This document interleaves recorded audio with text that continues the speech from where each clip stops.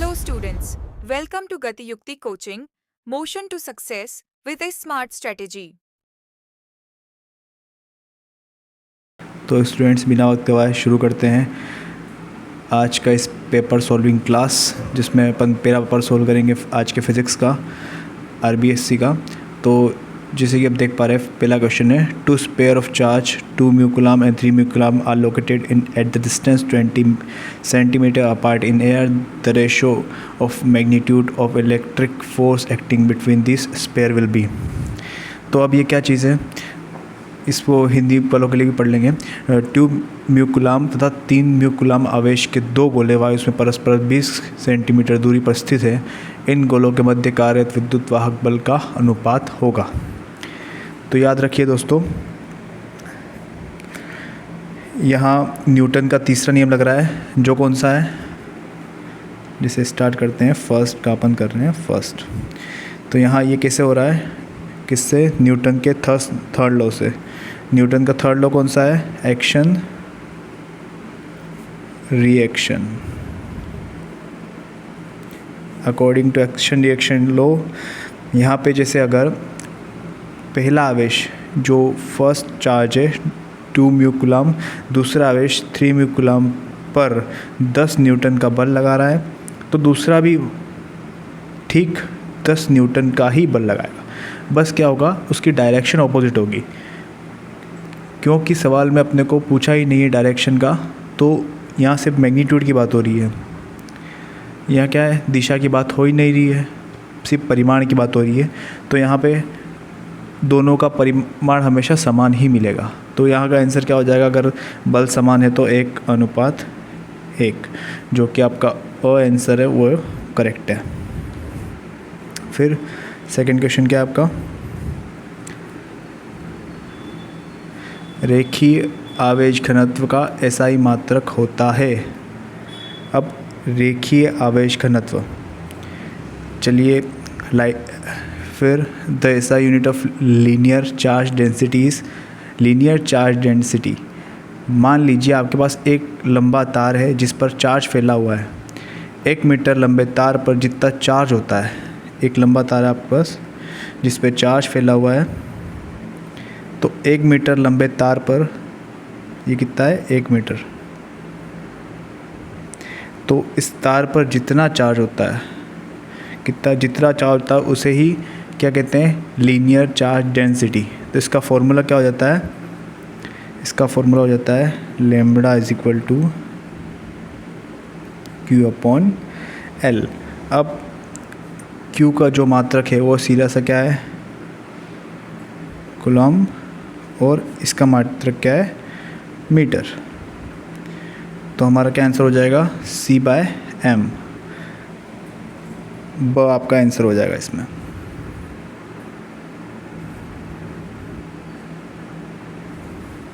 फिर आपका third question क्या है, समविभव पृष्ठ क्या है, समविभव पृष्ठ था विद्युत क्षेत्र रेखाओं के मध्य कोण कितना होता है। The angle between equipotential surface and electric field lines is. तो इसमें क्या होता है, सम इक्विपोटेंशियल सरफेस वह सरफेस होता है जहाँ बिंदु पर वोल्टेज एक जैसा हो। हर बिंदु पे क्या होना चाहिए, वोल्टेज एक जैसा होना चाहिए। तो फिज़िक्स का ये नियम है कि इलेक्ट्रिक फील्ड लाइंस हमेशा इस तरह, इस सतह के साथ, इस जो सरफेस इसके साथ 90 डिग्री का कोण बनाती है। अगर ऐसा नहीं होता है तो चार्ज को सतह पर चलाने में कार्य करना पड़ता है, जो कि समविभव पृष्ठ की परिभाषा के खिलाफ होता है। मतलब यहाँ पे कितना डिग्री हो जाएगा, 90 डिग्री। अगर ये 90 डिग्री नहीं होता है तो क्या हो जाता है, चार्ज को अगर सरफेस पे चलाने में जो काम करना पड़ता है वो समविभव पृष्ठ की परिभाषा के खिलाफ हो जाता है। इसलिए इसकी जो कोण हो जाएगा वो कितना ही होगा, 90 डिग्री। थर्ड क्वेश्चन, ये थर्ड था ना, फोर्थ क्या है, निम्न में से परावैद्युत पदार्थ होते हैं, अचालक, अतिचालक, अर्धचालक, अचालक। अब परावैद्युत डाइलेक्ट्रिक्स असल में ये अचालक होते हैं, नॉन कंडक्टर्स होते हैं या इंसुलेटर होते हैं। ये अपने अंदर से करंट को बहने नहीं देते, लेकिन जब इन्हें बिजली के क्षेत्र में रखा जाता है, इन्हें किसी इलेक्ट्रिक फील्ड में रख देते हैं, तो ये इलेक्ट्रिक इफ़ेक्ट को महसूस करते हैं और दिखाते हैं। मतलब ये अपने अंदर एक ये होते नॉन कंडक्टिंग है, पर ये एक इफ़ेक्ट को दिखाते हैं। कौन से? परावैद्युत पदार्थ। तो इसमें क्या आंसर हो जाएगा? ये होते कैसे हैं? सीधा सा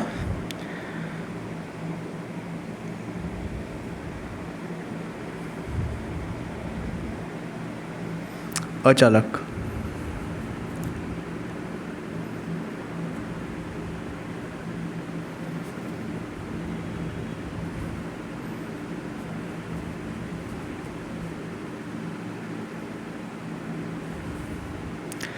फिर आपका फिफ्थ क्वेश्चन क्या है?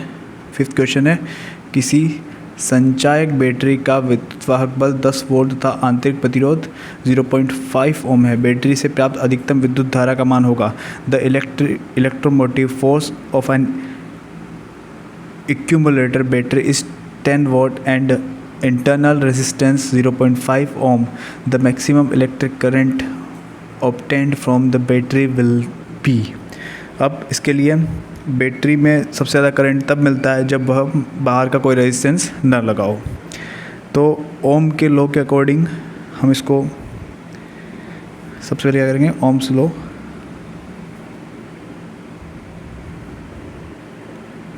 के according I is equal to V by R। तो यहाँ पे V कितना दिया हमको? 10 वोल्ट, और बैटरी के अंदर का रेजिस्टेंस कितना दिया है? जो R इंटरनल रेजिस्टेंस कितना दिया है? जो दिया है इसने 0.5 ओम। तो अब अपने को सीधा सा इनको बटे में रख देना है, 10/0.5। आंसर क्या आ जाएगा आपका? 20 एम्पियर। तो जो कि है यहाँ पे C।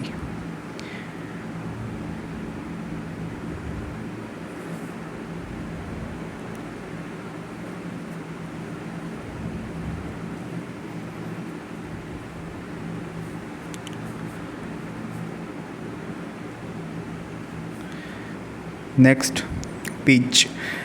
अब इसमें क्या होता है? नेक्स्ट क्या आपका? एक घूर्णन में आवेशित कण द्वारा चुंबकीय क्षेत्र के अनुदिश चली गई दूरी, the distance travelled by charge particle in one rotational among the magnetic field is called. अब ये क्या चीज़ है? इसका आंसर होता है पिच। इसको क्या बोलते हैं? पिच। सीधा सा आंसर है, डेफिनेशन को याद होनी चाहिए। तो 6 का आपका आंसर हो जाएगा PITCH, pitch. Option A is correct. इसमें होता क्या है? जब कोई चार्ज किसी मैग्नेटिक फील्ड में तिरछा घुसता है तो वह स्प्रिंग की तरह एक हेलिकल पाथ, मतलब गोल मोल घूमते हुए आगे बढ़ता है। एक पूरा चक्कर लगाने के दौरान वह जितनी सीधी दूरी तय करता है उसे ही हम पिच कहते हैं। Okay, it's clear.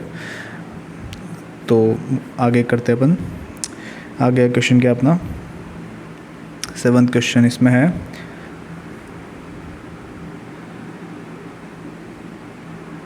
अतिचालक पदार्थ पूर्णतः प्रदर्शित करते हैं। Superconductors material exhibit perfectly. इसमें क्या है? ऑप्शंस: लोह चुंबकत्व, अनुचुंबकत्व, प्रतिचुंबकत्व, प्रबल लोह चुंबकत्व, ferromagnetism, paramagnetism, diamagnetism and strong ferrimagnetism. ठीक है, अब क्या है इसमें से? ये अतिचालक वे होते हैं। सबसे पहले अतिचालक या सुपर कंडक्टर क्या होते हैं? जिनका रेजिस्टेंस 0, जिसका प्रतिरोध क्या हो? 0। इनकी एक खास बात होती है, ये अपने अंदर चुंबकीय क्षेत्र को घुसने नहीं देते, उसे बाहर ढकेल देते हैं। इस गुण को मैक्सिंगर इफेक्ट कहते हैं। इस वजह से पूर्ण प्रतिचुंबकीय परफेक्ट डाई मैग्नेटिक होते हैं। कैसे होते हैं ये? Perfect diamagnetic. तो क्या हो जाएगा? सी आंसर हो जाएगा।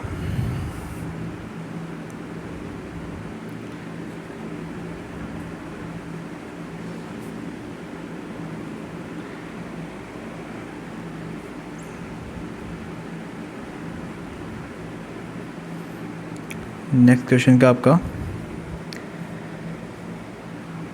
10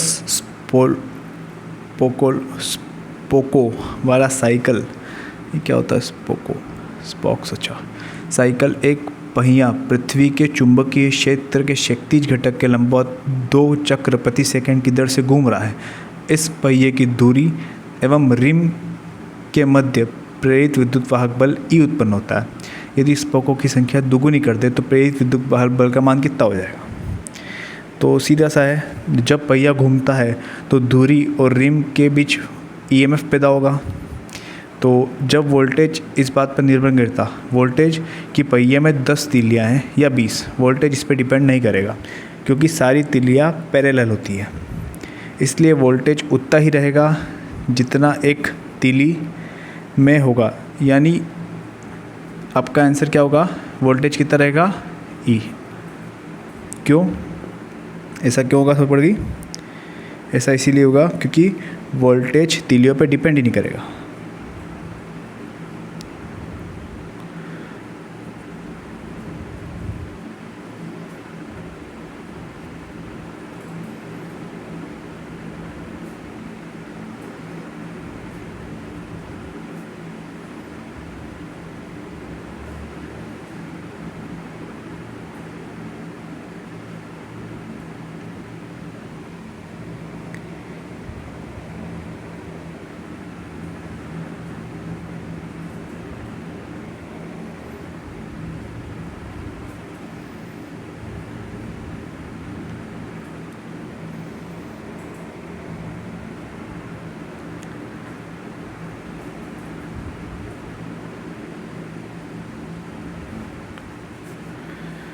तो इसका आंसर क्या हो जाएगा?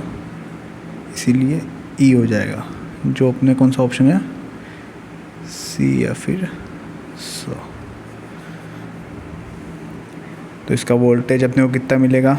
अब देख सकते हैं यहाँ से दिखा ना, विद्युत प्रेरित विद्युत बल कितना है? E उत्पन्न होता है, तो वो E ही रहेगा। नेक्स्ट क्वेश्चन क्या है? नेक्स्ट आपका क्वेश्चन है स्वप्रेरकत्व को कहते हैं।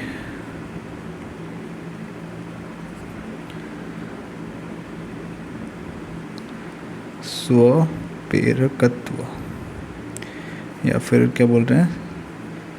सेल्फ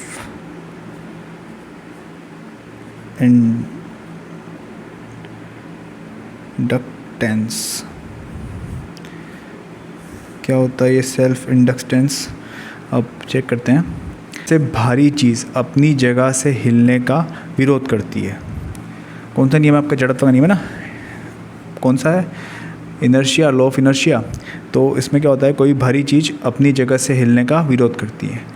कोई भारी चीज़ नहीं, एक्चुअली हर चीज़ अपनी जगह से अपनी स्थिति परिवर्तन, मतलब उसके पोजीशन चेंज का विरोध करेगी। तो इसमें क्या हो जाएगा? इंडक्टेंस सर्किट के करंट के अचानक बदलने का विरोध करता है, इसलिए इसे विद्युत का जड़त्व कहा जाता है। विरोध कर रहा है, सीधी सी बात है। अगर ये विरोध कर रहा है, क्या कर रहा है ये? सीधी सी बात आ गया, किसकी बात आ गई? विरोध। अगर ये वर्ड आपको सुनने मिल रहा है विरोध, वो सीधा ऑपोजिट है। और विरोध करते में ये क्या हो जाएगा? इसका आंसर क्या हो जाएगा? Electrical inertia. क्या हो जाएगा? विद्युत जड़त्व।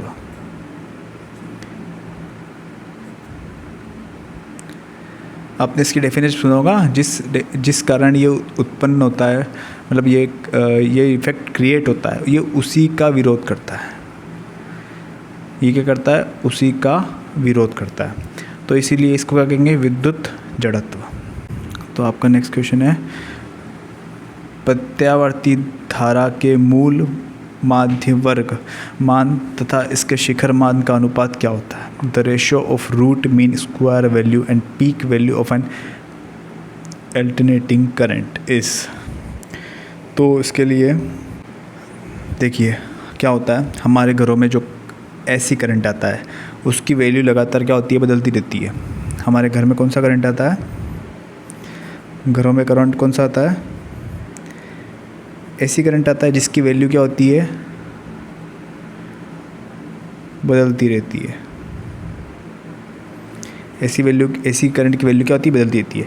इसकी जो सबसे ऊंची वैल्यू को पीक कहते हैं। इसकी सबसे जो ऊंची वैल्यू है इसको क्या कह देते हैं, पीक।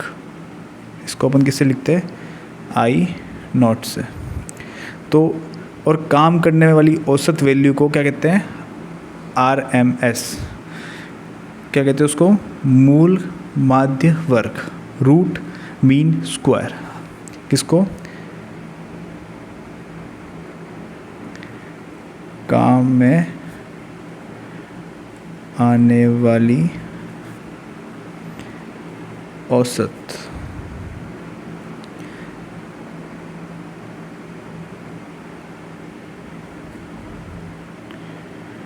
वैल्यू क्या कहते हैं, RMS, रूट मीन स्क्वायर। इसका संबंध ये होता है कि IRMS is equal to I0 upon root 2। इसलिए इसका अनुपात क्या हो जाएगा, सीधे साहब इसका यहाँ से अनुपात निकाल सकते हैं इस फॉर्मूले से, जो कि हो जाएगा 1:√2। तो इसका आंसर हो जाएगा अपना 2। ठीक है, चलिए चलते हैं नेक्स्ट क्वेश्चन की तरफ। रिमोट नियंत्रकों में प्रयुक्त विद्युत चुंबकीय तरंग होती है। अब रिमोट में प्रयुक्त चुंबकीय कौन सी होती हैं, आपके अगर मोबाइल है आपके पास MI वगैरह का या फिर iQOO वगैरह का, तो उसमें सीधा सा आंसर आ जाएगा आपको। उसमें एक होता है IR ब्लास्टर आपके मोबाइल के ऊपर की तरफ, जिससे आप चैनल, टीवी के चैनल या फिर AC वगैरह कंट्रोल कर सकते हैं। वो कौन सी तरंगें हैं, आपको पता होगा। तो वो होती है, आप इंग्लिश में नहीं सर, IR ब्लास्टर हिंदी में इंग्लिश में देख सकते हैं, इंफ्रारेड वेव। क्या हो जाएगा इसका आंसर, सीधा सा अवरक्त तरंग या फिर इंफ्रारेड वेव। ठीक है, ये आपके मोबाइल फ़ोन्स में होता है। ठीक है, नेक्स्ट आपका हो जाएगा क्वेश्चन क्या है, एक बाल्टी में जल 24 सेंटीमीटर ऊंचाई पर तक भरा हुआ है। एक बाल्टी में जल क्या है, तो हम सब जैसे जैसे क्वेश्चन करेंगे। एक बाल्टी है, इसमें जल कितना भरा हुआ है, 24 सेंटीमीटर। यदि जल का अपवर्तनांक कितना दिया हुआ है, 4/3। इसके बाद तो बाल्टी में तली पर रखी गई वस्तु की आभासी गहराई कितनी होगी। A bucket is filled with water up to height of 24 centimetre. If the reflective index of water is 4/3 then the apparent depth of the object placed at the bottom of the bucket will be। तो इसका क्या answer हो जाएगा, पहले से ये देखिए, पानी में पड़ी चीज़ ऊपर उठी हुई दिखाई देती है, जैसा कि आप सबको पता है, और असल गहराई इसकी क्या है, 24 सेंटीमीटर को पानी के रिफ्लेक्टिव इंडेक्स 4/3 से भाग देना पड़ेगा हमें। पानी का रिफ्लेक्टिव इंडेक्स क्या है, 4/3। अब हमको इससे भाग देना पड़ेगा, तो आंसर क्या आ जाएगा, 24 डिवाइडेड बाय 4/3। तो इसका ऑपोजिट हो जाएगा, तो 24 3/4 अगर अपन सॉल्व करेंगे तो क्या आ जाएगा 18 सेंटीमीटर। ये हो जाएगा आपका आंसर जो है डी। ठीक है, इसके बाद क्या नेक्स्ट क्वेश्चन है आपका, यदि किसी त्रिभुजाकार प्रिज्म के लिए आपतन कोण आई तथा विचलन कोण डेल्टा के मध्य ग्राफ ये है, the graph between angle of incident and angle of deviation for the triangular prism is, कौन सा है इनके बीच के ग्राफ? तो इनके बीच का ग्राफ कौन सा हो जाएगा?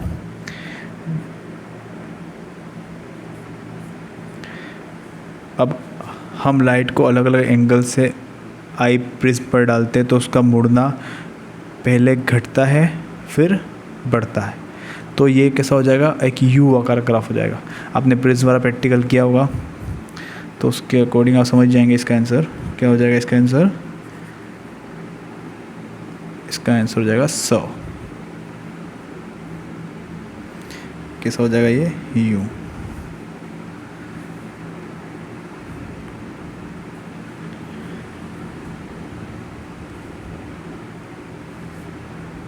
इसके बाद कौन सा क्वेश्चन है आपका, यदि तरंगाग्र पर स्थित किन्हीं दो बिंदुओं के मध्य कलांतर होता है, the phase difference between any two points on a wave front is, तो क्या हो जाएगा? अब इसमें कितना है? तरंगाकार मतलब क्या होता है? यह है कि उस पर मौजूद सभी कण एक साथ ऊपर नीचे हो रहे हैं। तरंगाकार का मतलब ये है कि उस पर जितने भी कण मौजूद है वो सब क्या हो रहे हैं? एक साथ ऊपर नीचे हो रहे हैं। जब अब सब एक साथ हैं तो उनके बीच का अंतर मतलब अंतर होगा ही नहीं ना, डिफरेंस कितना होगा? सब एक साथ ऊपर नीचे हो रहे हैं तो उनके बीच का डिफरेंस कितना हो जाएगा? 0। इसीलिए इनके बीच का जो आपका फेस डिफरेंस है वो कितना हो जाएगा? 0। इनके बीच का कलांतर 0 हो जाएगा। कौन सा क्वेश्चन है ये?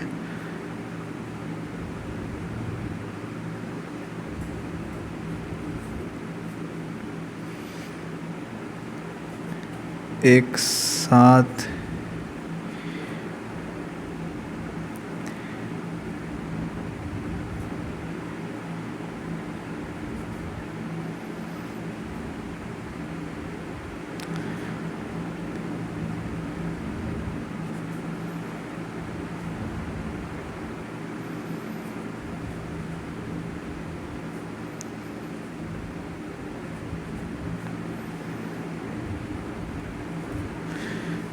क्या हो जाएगा? इसका फेस 0 हो जाएगा। 0 कौन सा आंसर पे अपने ए पे, तो अपना क्या हो जाएगा?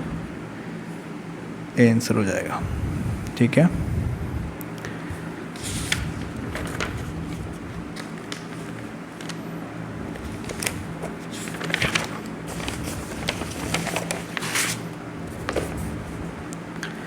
तो चलिए चलते हैं हम अपने नेक्स्ट क्वेश्चन की तरफ। जो क्वेश्चन क्या है, 4 धातुएं, कौन कौन सी 4 धातुएं PQRS के कार्यफलन हमेशा 2.3 EV, 3.2 EV तथा 4.25 EV एवं 5.15 EV है, तो इसमें सबसे न्यूनतम देहली आवृत्ति की धातु होगी।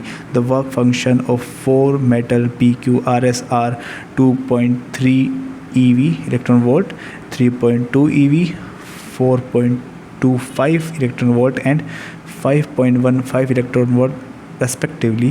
Among these, the metal having lowest threshold frequency will be.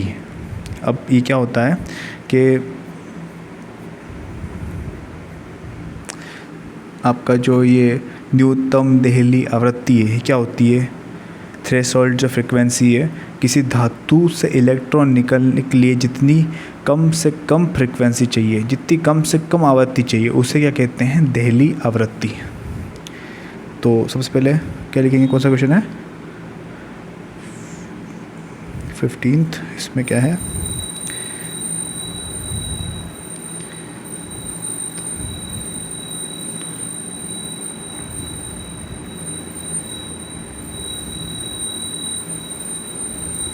क्या होता है देहली आवृत्ति? जो मतलब धातु से किसी मेटल से इलेक्ट्रॉन बाहर निकलने के लिए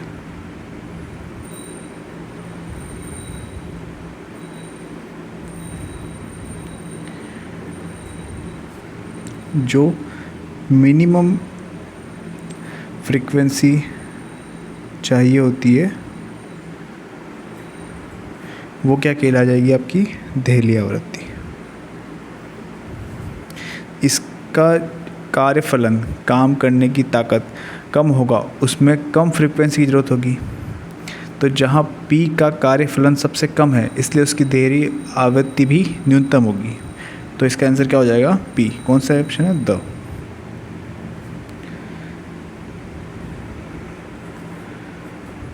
फिर आपका कौन सा क्वेश्चन है? 6th। क्या क्वेश्चन है ये? गाइगर मॉडसन प्रकीर्णन प्रयोग में कुल रेडियोएक्टिव स्रोत होता है।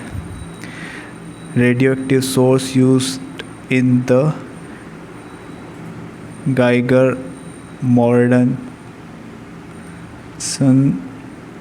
स्कैटरिंग एक्सपेरिमेंट इस।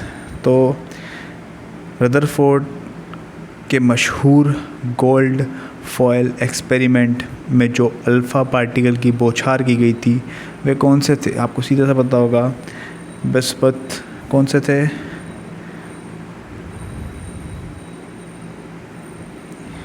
ये थे जिन अल्फ़ा पार्टिकल की बौछार की गई थी। इसका था 214 Bi83। कहाँ से निकल रहे थे अल्फ़ा पार्टिकल? बृहस्पति से। इसका जो आंसर सीधा सही हो जाएगा। इसके बाद क्या क्वेश्चन है आपका?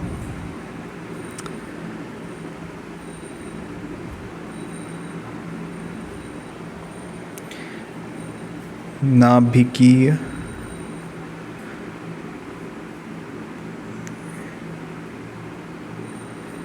ताप नाभिकीय संलयन के लिए आवश्यक ताप होना चाहिए। नाभिकीय संलयन या ताप नाभिकीय संलयन एक ही चीज़ है। अब नाभिकीय संलयन में क्या होता है? दो नाभिकों को आपस में जुड़ने के लिए उन्हें बहुत पास लाना पड़ता है, लेकिन वे एक दूसरे को धक्का देते हैं। क्या होना चाहिए? दो नाभिकों को जुड़ने के लिए एक दूसरे के बहुत पास लाना पड़ता है, बस सेम प्रकृति होने के वो एक दूसरे को धक्का देते हैं, जिसके कारण धक्के को अपने को हराना है, इसके विपरीत कार्य करना है। तो अपने को क्या चाहिए होगी? बहुत ज़्यादा हीट चाहिए होगी। तो इसकी हीट क्या है? बहुत ज़्यादा होती है, जिसका वैल्यू होती है 10⁸ केल्विन। ये आपका आंसर हो जाएगा। ये कौन से पे है? ब। ठीक है, नेक्स्ट क्वेश्चन क्या है आपका? यदि कार्बन, सिलिकॉन एवं जर्मेनियम के लिए ऊर्जा बैंड अंतराल E1, E2 तथा E3 हो तो इनमें से सही संबंध होगा। तो बैंड गैप का मतलब क्या होता है? करंट बहने में कितनी रुकावट है, वो क्या हो जाएगा आपका? Band gap. सबसे पहले जान लो बैंड गैप क्या है आपका? करंट फ्लो में जो रुकावट है वो क्या हो जाएगा आपका? Band gap. तो अब कार्बन में सबसे ज़्यादा रुकावट होती है, सिलिकॉन में उससे कम होती है। सबसे ज़्यादा रुकावट किस में होती है? कार्बन में। हीरा, फिर क्या होता है? सिलिकॉन, फिर जर्मेनियम। इस प्रकार हम क्या कह देंगे? ये कौन सा है? E3 पे रखा है इसको किस पे? E2 पे और इसको E1 पे। तो अब अपने को क्या पूछा है इसने कि ऊर्जा बैंड अंतराल ये है तो इनमें सही संबंध होगा। अब इसने क्या है? इलेक्ट्रिसिटी फ्लो के बारे में पूछ लिया इसने, ई के बारे में पूछ लिया है। तो ई किसका ज़्यादा होगा? जिसमें इलेक्ट्रिसिटी फ्लो सबसे मतलब जिसका बैंड गैप सबसे कम होगा वो कौन है? जर्मेनियम। तो अपन क्या कह देंगे? E1 किससे ज़्यादा है? E2 से, और E3 सबसे ज़्यादा है।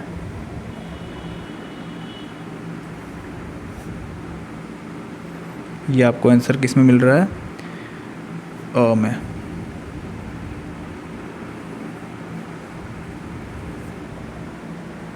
तो चलिए चलते हैं आपके सेकंड क्वेश्चन की तरफ, जो क्या है, रिक्त स्थानों की पूर्ति कीजिए। इसमें जो पहला रिक्त स्थान क्या है, इसमें पहला आपका वह अधिकतम विद्युत क्षेत्र जिसमें कोई परावैद्युत माध्यम बिना भंजन के सहन कर सकता है उस माध्यम में कहलाते हैं। The maximum electric field that a electric medium can withstand without break down is called. तो क्या हो जाता है, इसका आंसर आपका हो जाएगा डाई इलेक्ट्रिक स्ट्रेंथ। क्या बोल देंगे इसको, आपके जो सेकंड का आंसर हो जाएगा क्वेश्चन नंबर सेकंड का। तो फर्स्ट आंसर क्या हो जाएगा आपका,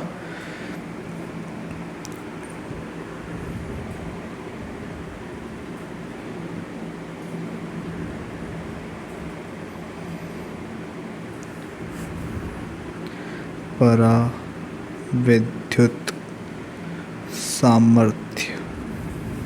ठीक है, हर इंसुलेटर की बिजली सहन करने की एक लिमिट होती है। वह अधिकतम बिजली का क्षेत्र जिसे कोई माध्यम बिना टूटे बर्दाश्त कर ले, उसे क्या कह देंगे, परावैद्युत सामर्थ्य, ड्राई इलेक्ट्रिक स्ट्रेंथ। ठीक है, इलेक्ट्रिक फील्ड जिसे कोई माध्यम बिना टूटे बर्दाश्त कर ले, दैट्स इट। इसके बाद ये इसका फर्स्ट है, इसका सेकंड क्या है, दिए गए विद्युत परिपथ में धारा आई का मान डेश एम्पियर होगा। तो अपने को धारा आई का मान इसमें काउंट करना है। तो सबसे पहले क्या करेंगे, यहाँ किरचॉफ का आपका संधि नियम काम करेगा। तो जो एक दिशा में आ रही है उनको एक दिशा में लेना पड़ेगा। तो कितनी हो जाएगी, जैसे 4.2 और 3.1, इनको सबसे पहले जो एक दिशा में जा रही है 4.2 और कौन सी है 3.1, इनका काउंट कितना हो जाएगा 7.3 एम्पियर। और इधर से जो 5.1 और आपकी 1.2 एम्पियर प्लस ये जो आई है, इसका कितना काउंट हो जाएगा 6.3, कितना हो जाएगा देखिए 1.2 प्लस 5.1 प्लस आपका ये जो आई है, ये आई को मैंने से रहने देंगे। तो 6.3 प्लस जो भी आई हो जाएगा तय एम्पियर। तो अब क्या होगा 7.3 इज इक्वल टू, अब ये जो दोनों क्या होंगे, आपस में बराबर होंगे। दोनों एक ही परिपथ है ना, एक ही सर्किट में है, तो क्या हो जाएगा, दोनों बराबर हो जाएंगे। तो क्या हो जाएगा 6.3 प्लस आई, तो आई की वैल्यू कितनी निकल जाएगी, सीधी सी 1 एम्पियर। ठीक है, यहाँ पे लिख दीजिएगा, इसके यहाँ पे 1 ampere. The value of current I is given electric circuit will be 1 ampere. फिर किसी वोल्ट मीटर में विक्षेप प्रति एकांक वोल्टता को क्या कहते हैं, देखो वोल्टेज सेंसिटिविटी क्या कहते हैं, the deflection per unit voltage in a volt meter is called voltage sensitivity. जब हम वोल्ट मीटर में 1 वोल्ट की सप्लाई देते हैं तो उसकी सुई में जितना डिफ्लेक्शन आता है उसे उसकी सुग्राहिता कहते हैं, सेंसिटिविटी कहते हैं। जितना ज़्यादा विक्षेप होगा वोल्ट मीटर उतना ही बेहतर माना जाएगा। तो इसका आंसर क्या हो जाएगा, थर्ड का आपका वोल्टेज सेंसिटिविटी या वोल्टेज सुग्राहिता। फिर आपका फोर्थ जो है चुंबकीय क्षेत्र रेखा कि किसी बिंदु पर खींची गई स्पर्श रेखा उस बिंदु पर सब जानते हैं, the tangent drawn to the magnetic field lines at any point represent the direction of net. क्या हो जाएगा, इसका आंसर क्या हो जाएगा, net magnetic field at that point. क्या हो जाएगा यहाँ पे, चुंबकीय क्षेत्र। क्या हो जाएगा आंसर, चुंबकीय क्षेत्र। स्पर्शिका क्या दिखाती है, चुंबकीय क्षेत्र।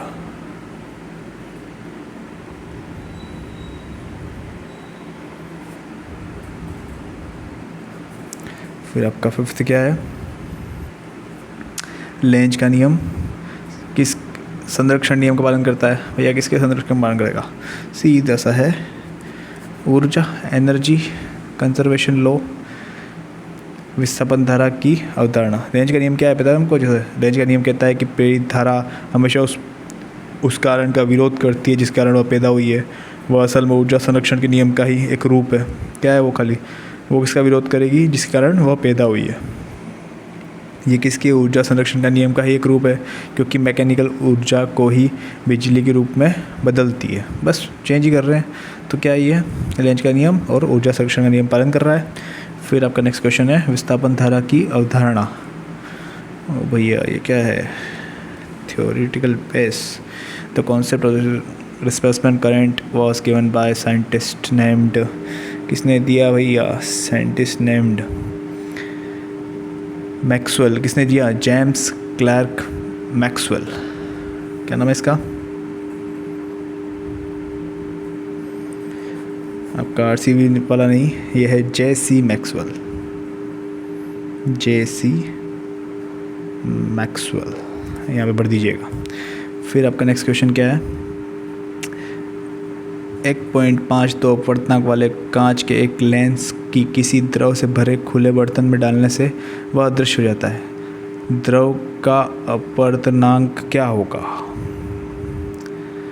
अब अगर कांच के एक लेंस में जब गायब हो रहा है, उसका बॉर्डर दिख ही रहा है, तब उनके क्या हो जाएंगे? अपवर्तनांक सेम हो जाएंगे।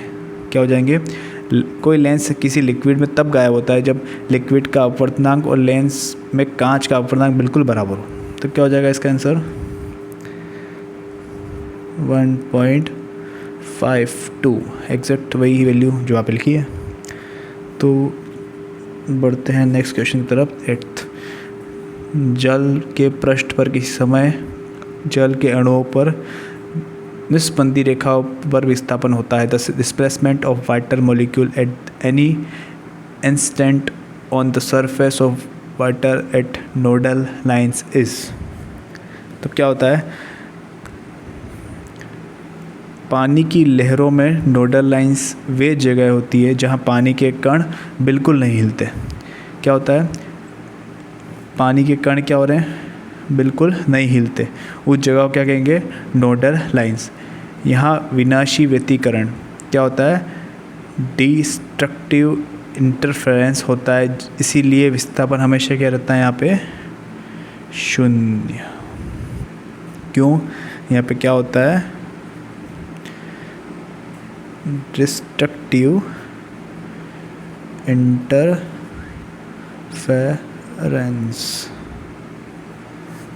ठीक है। यदि किसी फोटोन की तरंगदैर्ध्य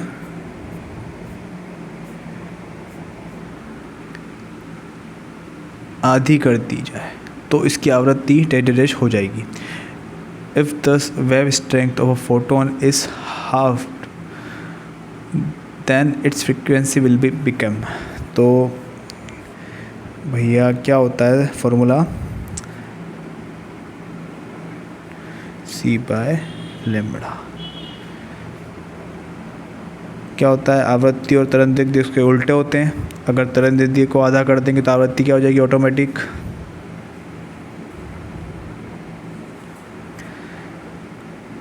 अगर तरंगदैर्ध्य को आप आधा कर देंगे तो क्या हो जाएगी?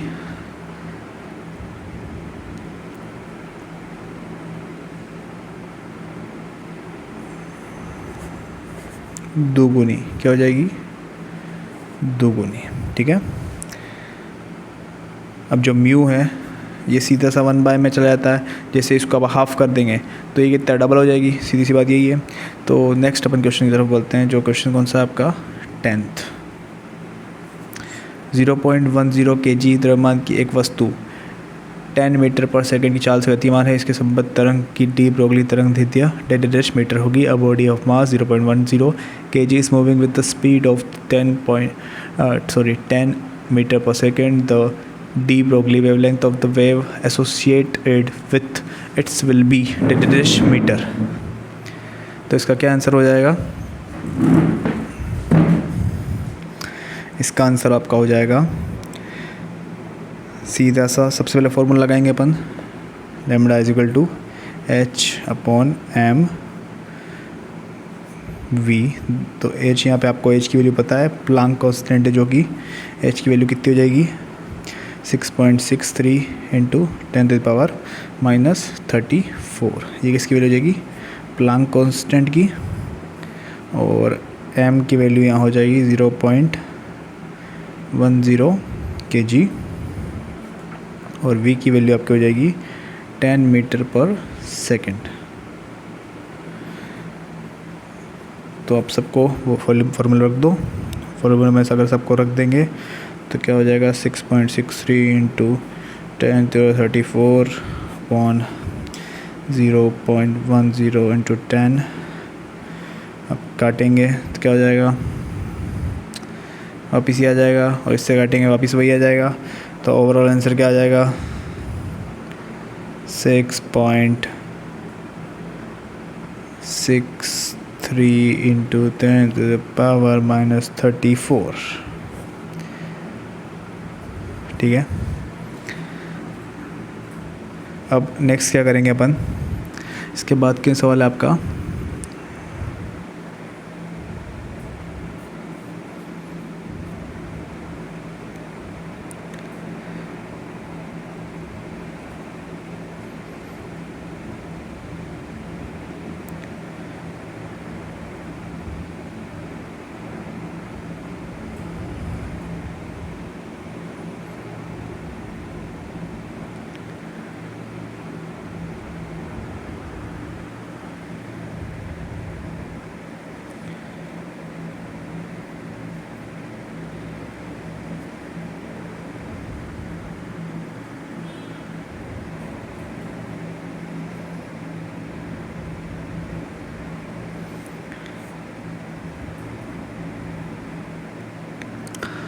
आपका तीसरा आप स्टार्ट करते हैं। तीसरा क्वेश्चन क्या आपका, गिव द आंसर फॉलोइंग 1 और 2 लाइनर्स। ठीक है। तांबे के लिए प्रतिरोधकता एवं परम ताप के मध्य ग्राफ बनाइए। Plot a graph difference between resistivity and absolute temperature for copper. ठीक है। थर्ड क्वेश्चन,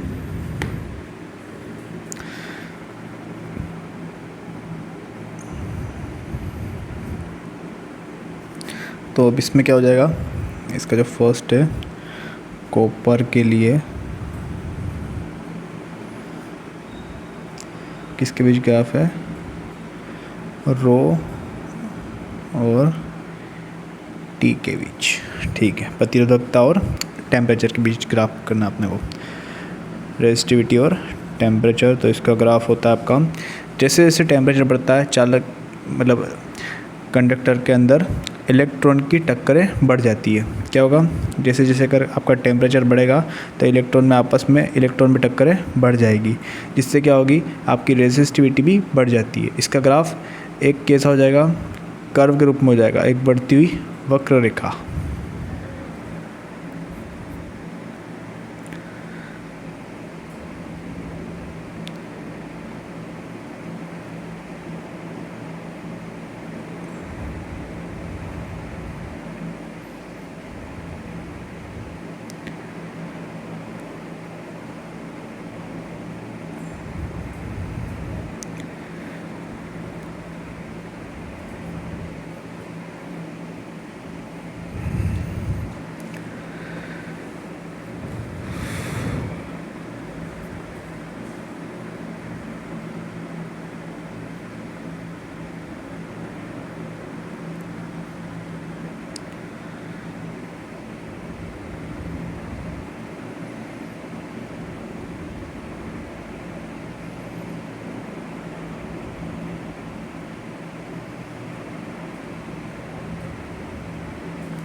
इसका ग्राफ कैसा बन जाएगा आपका, कुछ इस तरह से बनेगा। कैसा बन जाएगा, कुछ इस तरह से। और किसका टेम्परेचर के बीच ग्राफ है, ये टी मान लो और इसको आप ठीक है, ये इसके बीच ग्राफ हो जाएगा। अब आपका फर्स्ट इसका है, सेकंड क्वेश्चन क्या है इसका, धारा घनत्व को परिभाषित कीजिए। चलो, धारा घनत्व क्या होता है भैया, करंट डेंसिटी किसी चालक के प्रति एकांक अनुप्रस्थ काट यूनिट अक्रॉस सेक्शनल एरिया से लंबवत बहने वाली विद्युत धारा को क्या कह रहे हैं, धारा घनत्व। क्या हो रहा है, एक चालक के प्रति एकांक अनुप्रस्थ काट, अनुप्रस्थ काट क्या होता है, जैसे चालक है इसका ये वेल एरिया, ये क्या कहा जाएगा, अनुप्रस्थ काट। अब इसके जो अक्रॉस है वो लंबवत बहने वाली विद्युत धारा को क्या कह रहे हैं, धारा घनत्व, जिसे जे से लिखते हैं। अब जे इज इक्वल टू क्या होता है, आई अपॉन ए, सीधा सा, ठीक है। मात्रक क्या है इसका, ए bye M square.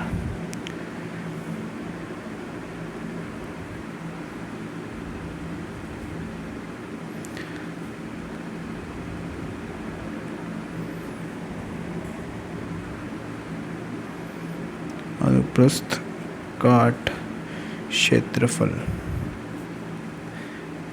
Unit cross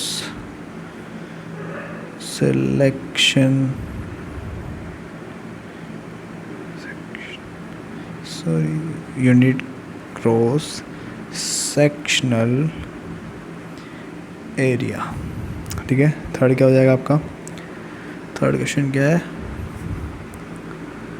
यदि चुंबकीय एकल ध्रुवों का अस्तित्व होता तो चुंबकत्व संबंधी गॉस के नियम का समीकरण लिखिए। वैसे तो पॉसिबल ही नहीं है, असलियत में तो चुंबक के दो ध्रुव N और S हमेशा ही साथ होते हैं, क्योंकि क्या है, आपने सुना होगा ना, जो आपकी इलेक्ट्रिक फील्ड लाइंस होती है वो क्या बोलते हैं, एक से लेकर दूसरे पे ख़त्म हो जाती है, पर एक सिरे से लेके दूसरे डायरेक्शन में ख़त्म हो जाती है, पर जो आपकी मैग्नेटिक फील्ड लाइंस होती है वो लूप में होती है ना। तो क्या होता है कि ये असलियत में चुंबक का एकल ध्रुव कभी एग्जिस्ट ही नहीं करता है, या NS हमेशा साथ में ही होंगे, इसलिए कूल फ्लक्स हमेशा कितना शून्य ही होता है। लेकिन अगर मान लें क्या हो रहा है यहाँ पे, अगर मान रहे हैं मैग्नेटिक डाइपोल होता है तो विद्युत के गॉस नियम जैसा ही होता, जहाँ क्या हो जाता, B डॉट DA, इसने मानने को बोल दिया है, is equal to mu naught M, ठीक है। ये इसका आंसर होगा। फिर आपका थर्ड क्वेश्चन हो गया। इसके बाद फोर्थ क्या है, यदि पदार्थ के चुंबकीय तीव्रता तथा चुंबकीय क्षेत्र, ठीक है, इधर चुंबक आ गए, relation between magnetism, magnetic intensity and magnetic field. अब कौन सा फॉर्मूला है, इसको सीधा फॉर्मूला से आंसर के तौर पे लिख दो, B is equal to mu naught H plus M, जिसका आंसर हो जाएगा।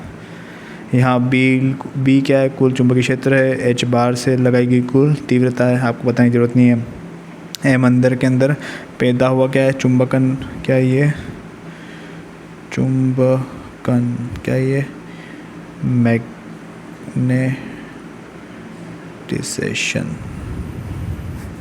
ठीक है। इसके बाद आपका नेक्स्ट, इसी से चुंबकीय फ्लक्स क्या था भैया, क्या पूछा इसने, इलेक्ट्रिक इंडक्शन। अब क्या होता है, जब किसी बंद कुंडली से क्या हो रहा है, क्या फ्लो हो रहा है, आपका चुंबकीय फ्लक्स में बदलाव किया जाता है। किसी बंद कुंडली से गुजरने वाला चुंबकीय फ्लक्स क्या होता है, चुंबकीय फील्ड लाइंस की संख्या। तो इसमें अगर बदलाव किया जाता है तो उसमें क्या हो जाता है, अगर इसमें मैं चेंज करूँ, किस में चेंज करूँ, इसके ये जो संख्या हो रही है, रेखा गुजर रही है इसमें, तो क्या हो जाएगा, इसमें एक इंड्यूस्ड EMF, क्या हो जाएगा, प्रेरित विद्युत वाहक बल जनरेट हो जाएगा। ठीक है, इस घटना को क्या कह रहे हैं? विद्युत चुंबकीय प्रेरण। किस में चेंज कर रहा हूँ मैं? फ्लक्स में चेंज से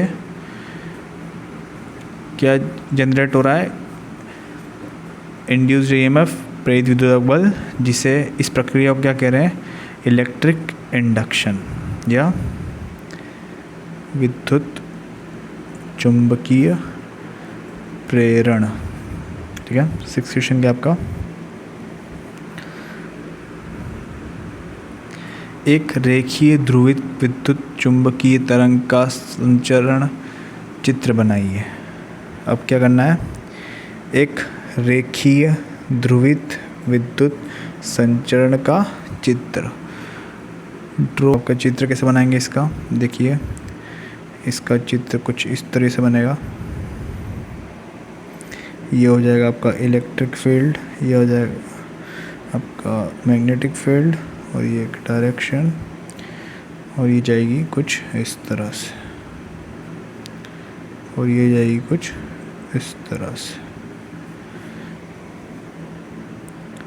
अब इसको आप थोड़ा गहरा कर दो।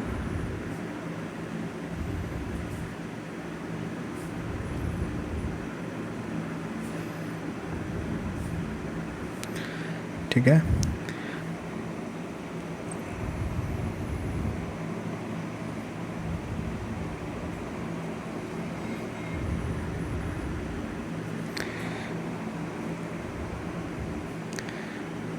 इसको आप थोड़ा सा लाइटली बना दो।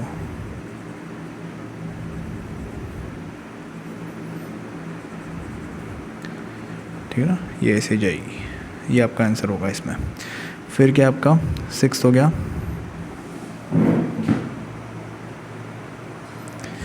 फिर आपका क्या क्वेश्चन है?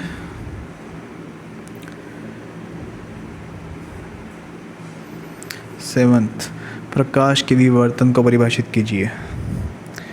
अब क्या होता है प्रकाश का विवर्तन?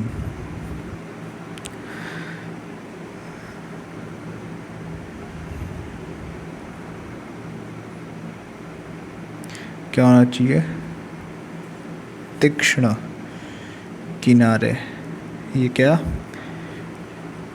शार्प एजेस या बारीक छेद से गुजरता है तो किनारों से मुड़ जाता है। जामी छाया वाले हिस्से में क्या होता है? प्रवेश कर जाता है ये। तो प्रकाश के इस तरह से मुड़ने को क्या कह देते हैं? प्रकाश का विवर्तन। ठीक है, अब क्या होगा नेक्स्ट? 8वां क्वेश्चन। क्या 8वां क्वेश्चन? यदि किसी धातु का कार्यफलन 4.5 इलेक्ट्रॉन वोल्ट तथा इसके पृष्ठ के उत्सर्जन फोटो इलेक्ट्रिक की गति कितनी है? 1.5 इलेक्ट्रॉन वोल्ट। तो आपतित प्रकाश के फोटोन की ऊर्जा ज्ञात कीजिए। If a work function of a metal is 4.5 electron volt and kinetic energy of the photo electron emitted from its surface is 1.5 electron volt, then calculate the energy of photons of incident light। तो क्या हो जाएगा? Einstein के जो equation है उसके according photon की जो एनर्जी है इज इक्वल टू क्या होता है? जो आपका एक तो वर्क जो कार्यफलन वर्क फंक्शन जो है उसको प्लस आपकी जो काइनेटिक ऊर्जा है उसको मैक्स वाली उसको क्या कर दो आप ऐड कर दो। तो क्या हो जाएगा? आपका फोटोन की एनर्जी टोटल आ जाएगी। तो फोटोन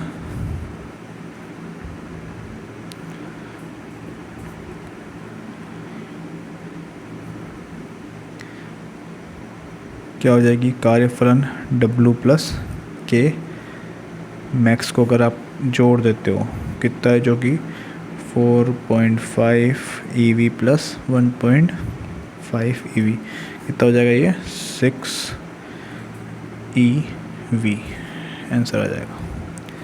ठीक है, इसके बाद कौन सा क्वेश्चन आपका क्वेश्चन है 9th, जो क्या है उत्सर्जन रेखीय स्पेक्ट्रम की परिभाषा लिखी है। Right the definition of emission line spectrum. अब इसकी क्या डेफिनेशन होती है? इसकी डेफिनेशन होती है जब किसी कम दाब वाली गैस को गर्म किया जाता है तो बिजली प्रवाहित की जा सकती है। उसमें क्या करना है? जब किसी कम दाब की गैस को गर्म करना है या उसमें क्या करना है, उसमें या फिर बिजली को प्रवाहित करना है या क्या करना है, इलेक्ट्रिसिटी फ्लो करना है, दोनों में से कुछ भी कर सकते हैं। तो वह गैस खास रंग की रोशनी छोड़ती है। क्या होगी? वो गैस खास रंग की रोशनी छोड़ेगी जिसमें काले बैकग्राउंड पर दिखने वाली चमकदार रंगीन लाइनों को क्या कहते हैं? उत्सर्जन रेखीय स्पेक्ट्रम। क्या है? Emission line spectrum. ठीक है, आप लिख सकते हैं। आप एक बार वापस सुन लीजिए। जब किसी कम दाब वाली गैस को गर्म किया जाता है या फिर उसमें बिजली प्रवाहित की जाती है तो वह गैस खास रंग की रोशनी छोड़ती है और काले पर्दे पर देखने वाली इन चमकदार रंगीन लाइनों के समूह को उत्सर्जन रेखीय स्पेक्ट्रम कहते हैं। ठीक है, नेक्स्ट क्वेश्चन है आपका प्रति न्यूक्लियन बंधन ऊर्जा।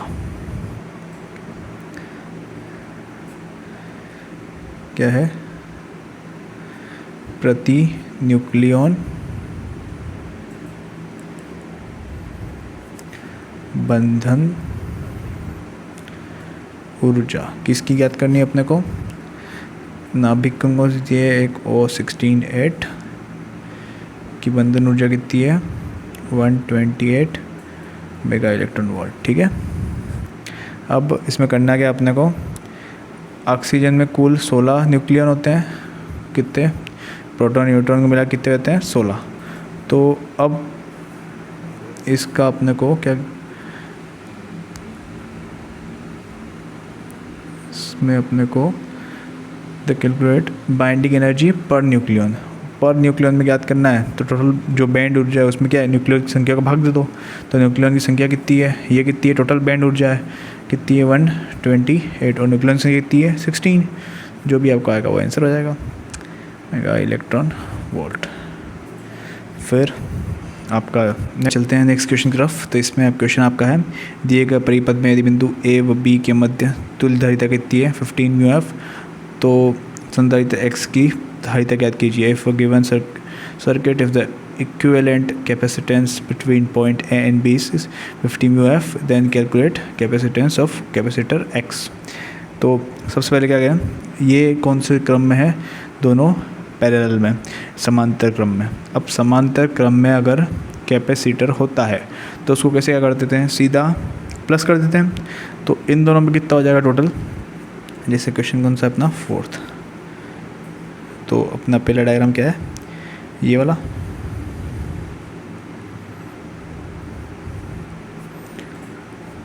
तो ये कितना है? 10। ये कितना है? 10 μF। 10 और 10 कितना हो जाएगा? अब ये सीधा सा जोड़ देंगे तो कितना हो जाएगा? 20 μF। और ये सेकंड है, ये इसकी वैल्यू कितनी है? x। यहाँ कितनी है? b। इसकी टोटल कितनी है लास्ट तक? 15। और अब इसकी निकालनी है अपने को सीधा सा। तो इसका क्या हो जाएगा? अब ये दोनों कौन से क्रम में आप देख सकते हैं? ये हैं आपके सीरीज़ में, श्रेणी क्रम संयोजन है। तो इसमें अब एक जो नया बनेगा वो कितना बनेगा? 20 μF यहाँ पे बन रहा है। और परिपथ की कुल धारिता कितनी है? C जो इक्वेशन की कितनी है? μF। ये टोटल इतनी है। तो इसमें श्रेणी क्रम से निकलने का सूत्र क्या होता है? 1/c टोटल जो भी है वो 1/c प्लस 1/x। तो अब इक्वेशन में पुट कर दीजिए 1/15 is equal to 1/20 plus 1/x। तो अब क्या हो जाएगा इसका answer, x 1/x is equal to 1/60। तो x इज इक्वल टू कितना हो जाएगा, 60 म्यू एफ। ये हो गया आपका आंसर। ठीक है, फोर्थ का आंसर आ गया। फिर क्या है, पास रखी दो कुंडलियों का अन्योन्य प्रेरकत्व 2H है यदि इस कुंडली में 0.1 सेकेंड में विद्युत धारा 0 से बढ़कर 15A हो जाती है तो दूसरा कुंडली की फ्लक्स बद्धता में परिवर्तन ज्ञात कीजिए। ठीक है, द म्यूचुअल इंडक्टेंस क्या है,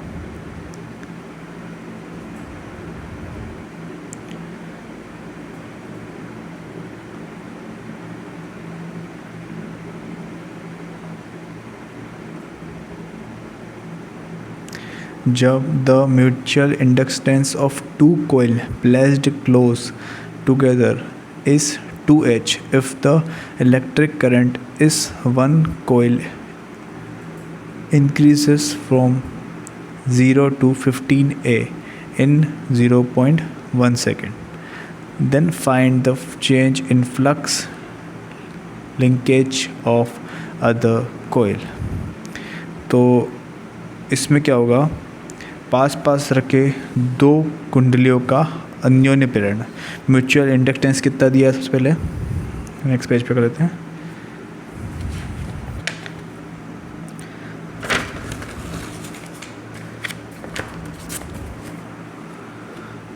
यहाँ पे क्या क्या दिया आपको, सबसे पहले म्यूचुअल इंडक्टेंस, ये कितना दिया आपको 2H, कितना दिया आपको 2H। यदि एक कुंडली में कितनी धारा प्रवाहित हो रही है, 0.1 सेकेंड टाइम है, और 0 से बढ़कर कितनी हो रही है, 0 से हो रही है 15 एम्पियर मैक्स। तो इस दूसरी कुंडली में फ्लक्स बाध्यता, फ्लक्स क्या याद करना अपने को, लिंकेज। तो अब इसमें क्या हो जाएगा,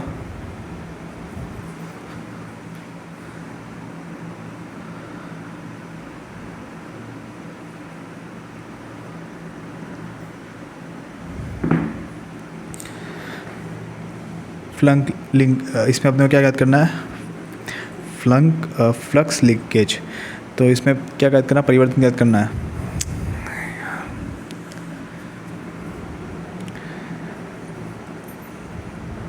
अब इसमें पहला क्या क्या दिया है, म्यूचुअल इंडक्टेंस। ये क्या होता है, जब कुंडलियाँ पास रखी हो, सबसे पहले ये क्या चीज़ है, जब कुंडलियाँ पास रखी हो तो उसके पास रखी दूसरी कुंडली से गुजरने वाला चुंबकीय फ्लक्स में बदलाव आता है। क्या आता है, दूसरी चुंबकीय, जो अगर एक कुंडली पास में दूसरी कुंडली रख दिया आपने तो इसके फ्लक्स में क्या होगा, चेंजेस होगा, जिसके इसको बोलते क्या है, ये म्यूचुअल इंडक्टेंस। ठीक है, इसका मात्रक क्या होता है, हेनरी में आता है, जैसा कि आपको H में दिया हुआ 2H। और फिर क्या आपको अन्योन्य प्रेरण दिया है, फिर आपको धारा 0 से 15 एम्पियर हो रही है, तो डेल्टा आई कितना हो जाएगा, यहाँ पे डेल्टा आई अपने को कितना हो रहा है, 15 एम्पियर माइनस 0, तो कितना 15 एम्पियर। फिर आपको समय अंतराल डेल्टा टी कितना दिया है, 0.1 सेकेंड। तो हमें याद करना है कुंडली में फ्लक्स बाध्यता। तो इसका जो सूत्र है वो क्या है, Φ=m.I। तो कितना हो जाएगा इसका टोटल, दोनों का मल्टीप्लाई करना, सीधे सी बात है। तो कितना, 2 × 15 कितना हो जाएगा, 30 वेबर। सीधा आंसर आ गया आपका। कौन सा क्वेश्चन था ये, 5th।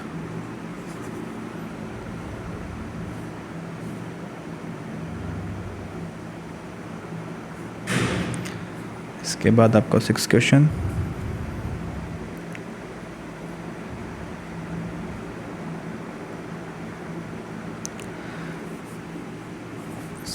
क्या आपका, वाटहीन धारा, शक्ति गुणांक, wattless current and power vector. अब क्या है, वाटहीन धारा शक्ति गुणांक को परिभाषित करना है। परिभाषा लिख दो, यदि ऐसी परिपथ जैसे केवल प्रेरकत्व L या केवल धारिता C वाले सर्किट में धारा तो प्रवाहित हो रही हो लेकिन परिपथ में औसत शक्ति का क्षय 0 हो तो ऐसी धारा को वाटहीन धारा कहेंगे। एक आदर्श प्रेरकत्व, एक क्या है, आदर्श प्रेरकत्व या संधारित्र में वोल्टेज और करंट के बीच 90 डिग्री का कलांतर होता है। शक्ति का सूत्र क्या हो जाता है, एक जो आपका आदर्श अगर संधारित्र है तो उसमें वोल्टेज और करंट क्या है 90 डिग्री 5/2 का कलांतर होता है। इसमें कितना कलांतर होता है 90 डिग्री का। तो इसमें शक्ति का जो सूत्र है क्या होगा वो P = VI cos phi। तो इसके अकॉर्डिंग क्या हो जाएगा, ये जो RMS में आते हैं, ठीक है। अब इसमें क्या हो जाएगा 90, जैसे आप cos 90 इसकी वैल्यू 90 डिग्री रखोगे तो 0 हो जाएगा, तो पावर कितनी हो जाएगी 0 आ जाएगी टोटल। अगर यहाँ पे 0 रख दिया 90 डिग्री रखते में तो चौक कुंडली में बहने वाली धारा लगभग वाटहीन होती है क्योंकि यह बिना ऊर्जा बर्बाद किए करंट को कंट्रोल करती है। उदाहरण क्या है इसका,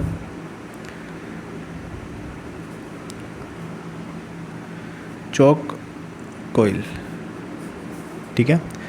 फिर क्या आपका शक्ति गुणांक, ये जो आपका पहला था ये क्या है वाटहीन धारा, वाटलेस करंट। सेकंड आपका क्या है शक्ति गुणांक, पावर फैक्टर।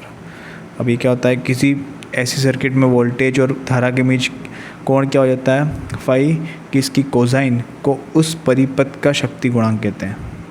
किसको, एक तो परिपथ में, अगर ऐसी सर्किट में, कौन सा सर्किट है,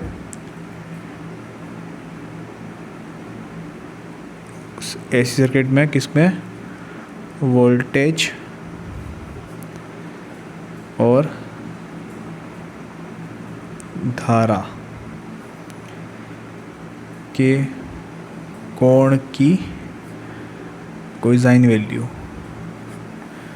क्या कह देंगे, उसका शक्ति गुणांक। इसका फॉर्मूला क्या जाएगा R/Z। R क्या है प्रतिरोध और Z क्या है प्रतिबाधा। इसका वैल्यू कितना रहता है, हमेशा 0 से 1 के बीच रहता है क्योंकि कोस की वैल्यू की जगह रखना है तो कोस की वैल्यू 0 से 1 के बीच तक रहता है। वाटहीन धारा करंट है पर खर्चा नहीं, वोल्टेज और करंट के बीच के तालमेल का पैमाना आप इसे कह सकते हैं। फिर आपका सेवेंथ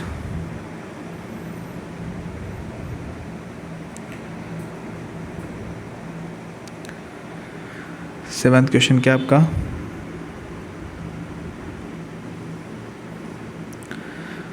पूर्ण आंतरिक परावर्तन को परिभाषित कीजिए। इस पर आधारित कोई एक परिघटना का नाम लिखिए। एक परिघटना आपकी पूर्ण आंतरिक परावर्तन की तो रेनबो होगी, अपना इंद्रधनुष और पूर्ण। इसकी डेफिनेशन हम देखते हैं, इसकी डेफिनेशन क्या है।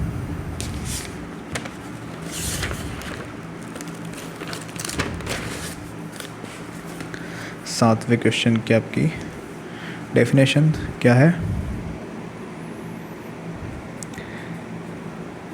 जब प्रकाश की किरण सघन माध्यम से विरल माध्यम, डेंसर मीडियम से रेयर मीडियम में प्रवेश करती है विरल माध्यम में, तो इसका आपतन कोण एंगल ऑफ इंसिडेंस आई, क्रांतिक कोण क्रिटिकल एंगल IC से अधिक हो जाता है। क्या हो रहा है, जब ये किस में प्रवेश कर रही है, सघन माध्यम, डेंसर मीडियम से विरल माध्यम, रेयर मीडियम में प्रवेश कर रही है, तो उसका जो एंगल ऑफ इंसिडेंट आई है, आपतन कोण आई जिससे वो प्रवेश कर रही है, वो क्या हो जाएगा,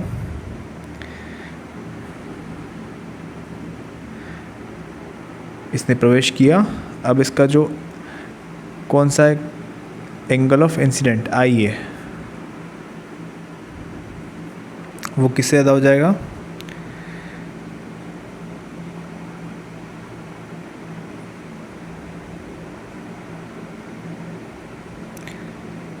क्रांतिक कोण IC से अधिक हो जाएगा। क्या होगा? क्रांतिक कोण IC से अधिक हो जाएगा। ये क्या कोई लेंस जैसी चीज़ है, पानी की बूंद मान लो, तब ये लेंस जैसी चीज़ है। तो माध्यम में जाने के बजाय किरण क्या होगा? दूसरे माध्यम में नहीं जाएगी तथा वह सघन माध्यम में वापस लौट आएगी। क्या हो जाएगा उससे? सघन माध्यम में वापस लौट आएगी। इस घटना को क्या कह देंगे? पूर्ण आंतरिक परावर्तन। ऐसे एंगल पे जाकर हो जाएगा, इसका एंगल यहाँ से बढ़ जाएगा और ये यहाँ वापस लौट आएगी, तो इसको क्या कहते हैं? पूर्ण आंतरिक परावर्तन। अब आपतन कोण का मान क्या हो जाएगा? क्रांतिक कोण से अधिक हो जाएगा। इस प्रकार आधारित परिघटना को क्या कह देंगे? कौन सी? इस पे हीरा का चमकना, आपको हीरा चमकता हुआ परिघटना जैसे है हीरे का चमकना, ऑप्टिकल फाइबर,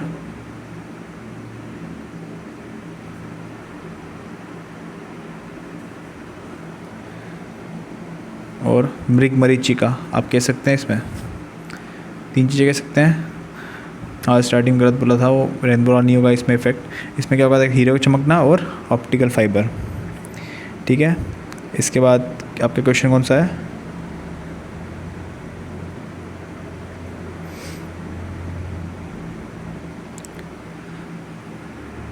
एट्थ, हाइगेंस के तरंग सिद्धांत से प्रकाश के अपवर्तन हेतु स्नेल का नियम व्युत्पन्न कीजिए। अब क्या है ये? हाइगेंस के अनुसार प्रकाश एक तरंग के रूप में चलता है जब एक प्लेन वेव फ्रंट समतल तरंगाग्र एक माध्यम से दूसरे माध्यम प्रवेश करता है। एक माध्यम से दूसरे माध्यम प्रवेश करता है तो तरंग की चाल बदल जाती है। यहाँ देखो ये क्या है? तरंग है, यहाँ इसकी x चाल है और यहाँ चाल क्या हो जाएगी? इसकी y, माध्यम सेकेंड। तो क्या हो जाएगा? इसकी चाल जब क्या हो जाएगा? चेंज हो जाएगी।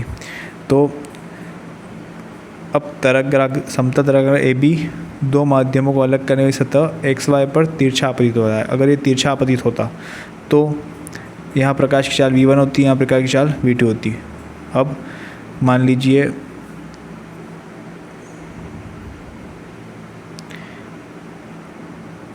सबसे पहले तो अपने को एक डायग्राम बनाना पड़ेगा। एक समतल तरंगाग्र, ठीक है, AB क्या हो रहा है? समतल तरंगाग्र AB दो माध्यमों को अलग करने वाली सतह X और Y पर तिरछा आपतित होता है। तो माध्यम एक जहाँ प्रकाश की चाल कितनी है? V1 मान ली, और यहाँ प्रकाश की चाल कितनी है? इस पे V2 मान लिया। इसका क्या है? A और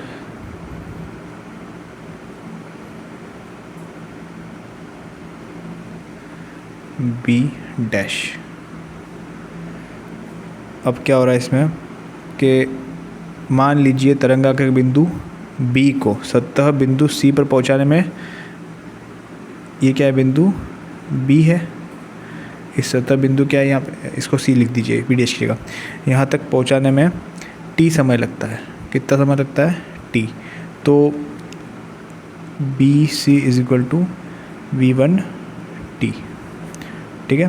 द्वितीय, अब सेकेंडरी वेवलेट्स या द्वितीय तरंगिका है, इसी समय में क्या हो जाएगा?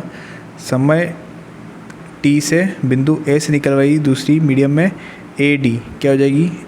A और D, जो दूसरी एक और अपन मान लो तरंग, वो क्या है? V2T दूरी तय करेगी। कितनी? V2T दूरी। अब यदि हम A को केंद्र मानकर V2T और त्रिज्या का एक चाप लगाएं तो C उसी स्पर्श रेखा CD पर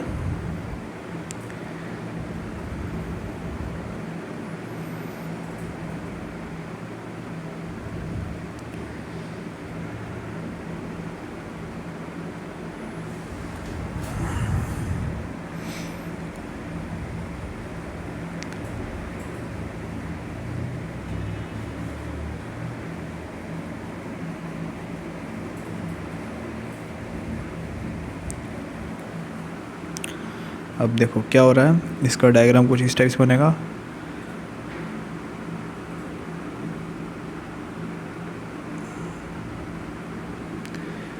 ए रे इंसिडेंट हुई और बी रे इंसिडेंट हुई।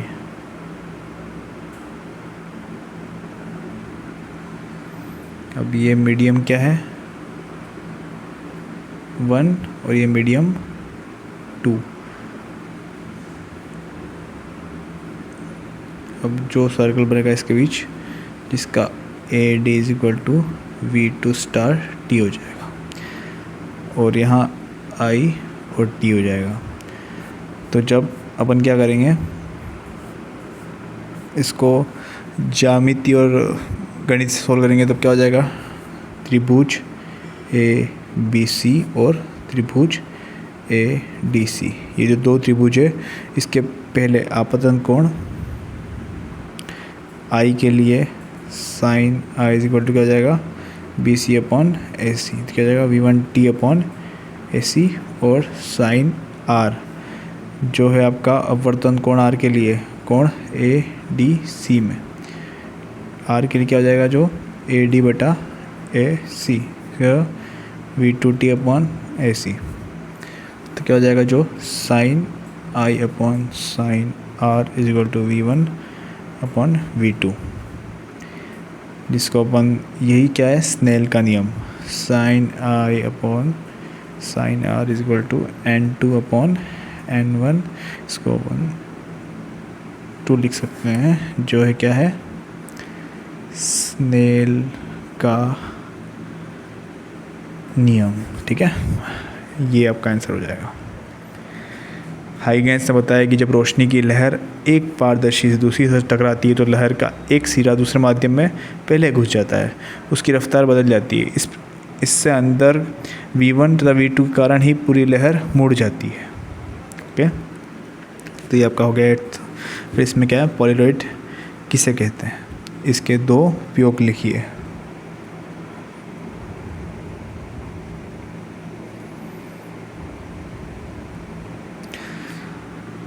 अब पोलराइड आपने चश्मे पहने होंगे, कभी आपको दिखाई होगी ना, कुछ फ़ोटोग्राफ्स दिखाता है जिसमें वो कहता है कि अगर आप पहनो तो इसमें आपको चेंजेस दिखेंगे काफ़ी जो आपके आई से नहीं दिख पाते।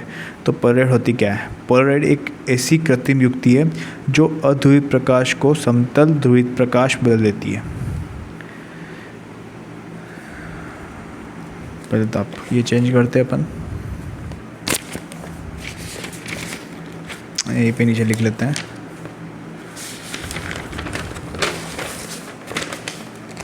कौन सा आपका चैप्टर, क्वेश्चन 9th है, क्या है,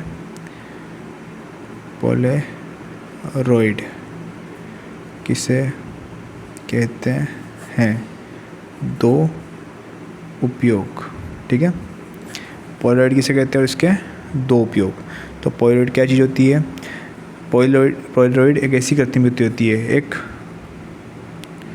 आर्टिफिशियल क्या है डिवाइस है। क्या है ये आर्टिफिशियल डिवाइस जो क्या करेगा, किसको किस में बदलेगा, अनपोलराइज्ड लाइट को किस में कन्वर्ट करेगा, ये प्लेन पोलराइज्ड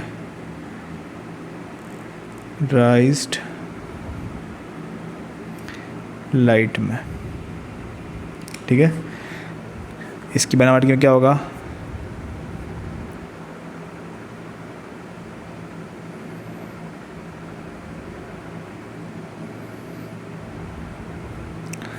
इसकी पोलराइज्ड की बनावट कैसी होगी, इसमें क्या होता है, एक तो न्यूट्रोसेक्युलर्स की एक पतली फिल्म हार्पेथाइट एवं या कुनेन आयोड सल्फेट के प्रति सूक्ष्म क्रिस्टल इस प्रकार बिछा जाते हैं कि उनकी प्रकाशिक अक्ष एक दूसरे के समांतर रहे। क्या रहे, एक दूसरे के समांतर रहे। ये देखो, ये क्या है आपका, यह हो जाएगा आपका ट्रांसमिशन एक्सिस, और ये हो जाएगा आपका पोलराइड, जिसमें क्या हो रहे हैं, कुछ रेज आ रही हैं। अब इसमें क्या हो रहा है, यहाँ पे plane polarise parallel to transmitter axis. अब इसमें बिछाए क्या गए हैं, इसमें बिछाया जाता है नाइट्रोसेल्यूलोस की पतली फिल्म। क्या है ये, नाइट्रोसेल्यूलोस की पतली फिल्म बिछाई जाती है। इसके अति सूक्ष्म क्रिस्टल इस प्रकार बिछ जाते हैं यदि उसकी प्रकाशीय अक्ष एक दूसरे के समांतर रहे। मतलब अगर ये यहाँ से यूँ फिर के आ रही है तो यहाँ पे क्या स्ट्रेट निकलेगी, बस इसको क्या बोलते हैं, पोलराइज्ड। अब इसके दो उपयोग क्या क्या हैं, एक तो चकाचौंध कम करने में, आपके धूप के चश्मों में आ जाता है कभी बार ये, और ताकि सड़कों का पानी की सतह से परावर्तित नहीं हो, और गाड़ियों की लाइट में, हेडलाइट में,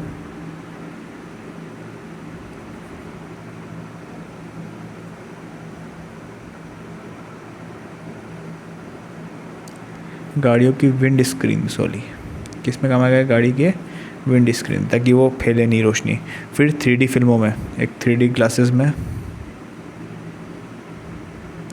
आपके 3D ग्लासेस में काम आ जाएगा, और हवाई जहाज़ों की खिड़कियों में, सब हवाई जहाज़ वगैरह सब खिड़कियों में ये काम में आ रहा है। ठीक है, अब क्या आपका क्वेश्चन है, 10th क्वेश्चन।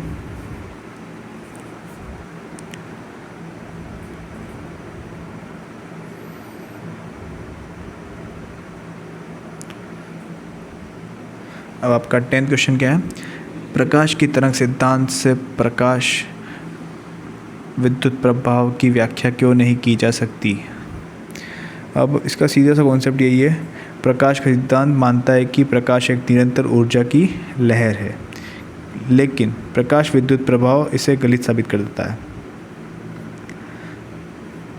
प्रकाश विद्युत प्रभाव क्या कहता है, अब देखो, देहली आवृत्ति की व्याख्या न कर पाना। सबसे पहले इसका थ्योरम क्या हो जाएगा, इसमें आप जैसे पॉइंट्स बना के लिखना चाहो 10वें में, तो क्या हो जाएगा, सबसे पहला पॉइंट, देहली आवृत्ति की व्याख्या नहीं, देहली आवृत्ति क्या बोलेंगे, थ्रेशोल्ड फ्रीक्वेंसी की व्याख्या नहीं कर सकता है ये। तो इसके यदि प्रकाश की तीव्रता पर्याप्त है तो इसकी भी आवृत्ति का प्रकाश धातु से इलेक्ट्रॉन निकाल देना चाहिए।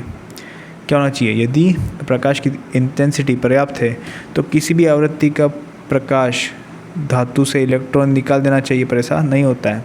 वास्तविकता प्रयोग से पता चलता है कि यदि प्रकाश की आवृत्ति एक निश्चित न्यूनतम मान से कम है तो चाहे वो तीव्रता कितनी भी अधिक क्यों नहीं हो, याद रखना, तीव्रता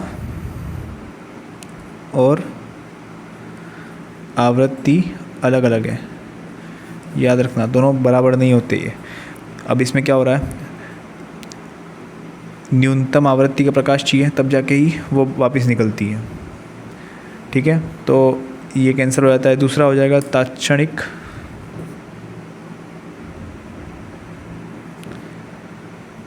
उत्सर्जन। चूँकि ऊर्जा पूरी तरह से फैली हुई होती है, इसलिए धातु के इलेक्ट्रॉनों को पर्याप्त ऊर्जा सोखने और बाहर निकालने में कुछ समय लगना चाहिए। पर क्या होता है, ऊर्जा पूरी तरह तरंग रूप में फैली होती है। अगर ये ऐसा कह रहा है तो क्या होनी चाहिए, धातु के इलेक्ट्रॉन को पर्याप्त ऊर्जा सोखने और बाहर निकलने में कुछ महीनों तक घंटों का समय लगना चाहिए, पर ऐसा नहीं होता है। जैसे ही प्रकाश की धातु की सतह पर गिरता है, इलेक्ट्रॉन तुरंत 10⁻⁹ सेकेंड में, कितना, 10⁻⁹ सेकेंड में उस फॉइल से निकल जाते हैं। तो इस समय क्या टाइम लैग हुआ ही नहीं, बहुत कम हुआ। तो ये इसी कारण ये सिद्धांत उसको मानता ही नहीं है। ये कहता है कि आपके पैकेट्स के रूप में ऊर्जा होती है। तरंग सिद्धांत के अनुसार अधिक तीव्रता का मतलब है अधिक ऊर्जा, इसलिए तीव्र प्रकाश से निकलने वाले इलेक्ट्रॉन की गति ऊर्जा अधिक होनी चाहिए। पर वास्तविकता में क्या ऐसा नहीं है। इलेक्ट्रॉन की अधिकता गतिज ऊर्जा केवल प्रकाश की आवृत्ति पर निर्भर नहीं करती, तीव्रता पर नहीं। किस पे करती है, सिर्फ निर्भर प्रकाश की आवृत्ति पर। ओके, तरंग सिद्धांत रोशनी को बहते हुए पानी जैसा मानता है, जबकि प्रकाश विद्युत प्रभाव साबित किया है कि रोशनी एनर्जी के छोटे छोटे पैकेट्स की तरह काम करती है। दोनों में डिफरेंस यही है, सिर्फ इतना सा। तरंग सिद्धांत क्या हो रहा है, इसको कैसा मांग रहा है, तरंग तरंग सिद्धांत कैसा मांग रहा है इसको, ऐसे फ्लो हो रही है बस ये। पर आपका जो कौन सा है, प्रकाश विद्युत प्रभाव, प्रकाश लाइट एनर्जी इफेक्ट, प्रकाश इलेक्ट्रिसिटी प्रभाव, क्या होगा इसमें, ये क्या मानता है कि क्या होती है, छोटी छोटी पैकेट्स के रूप में होता है। जैसे एक पैकेट इसमें मिल गया तो वो इलेक्ट्रॉन वहाँ से खिसक जाता है, ठीक है। तो अब आपका आ गया 11th,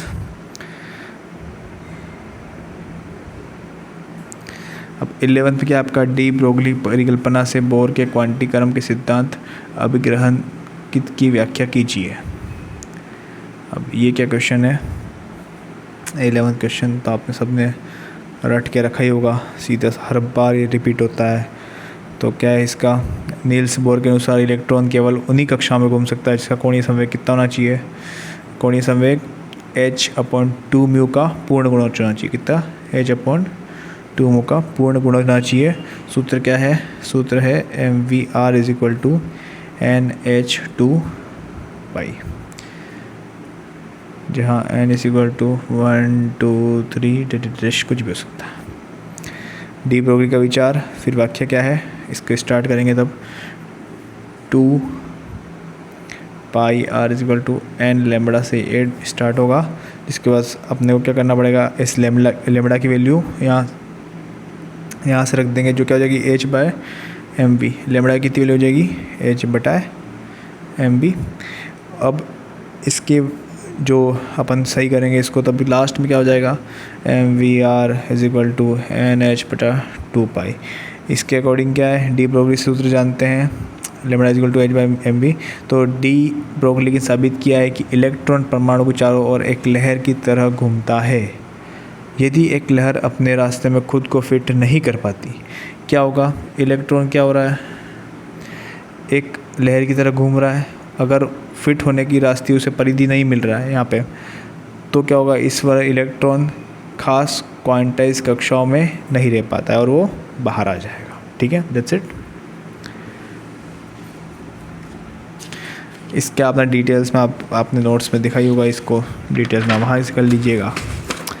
मैं शॉर्ट में आपका आंसर बताता हूँ इसके।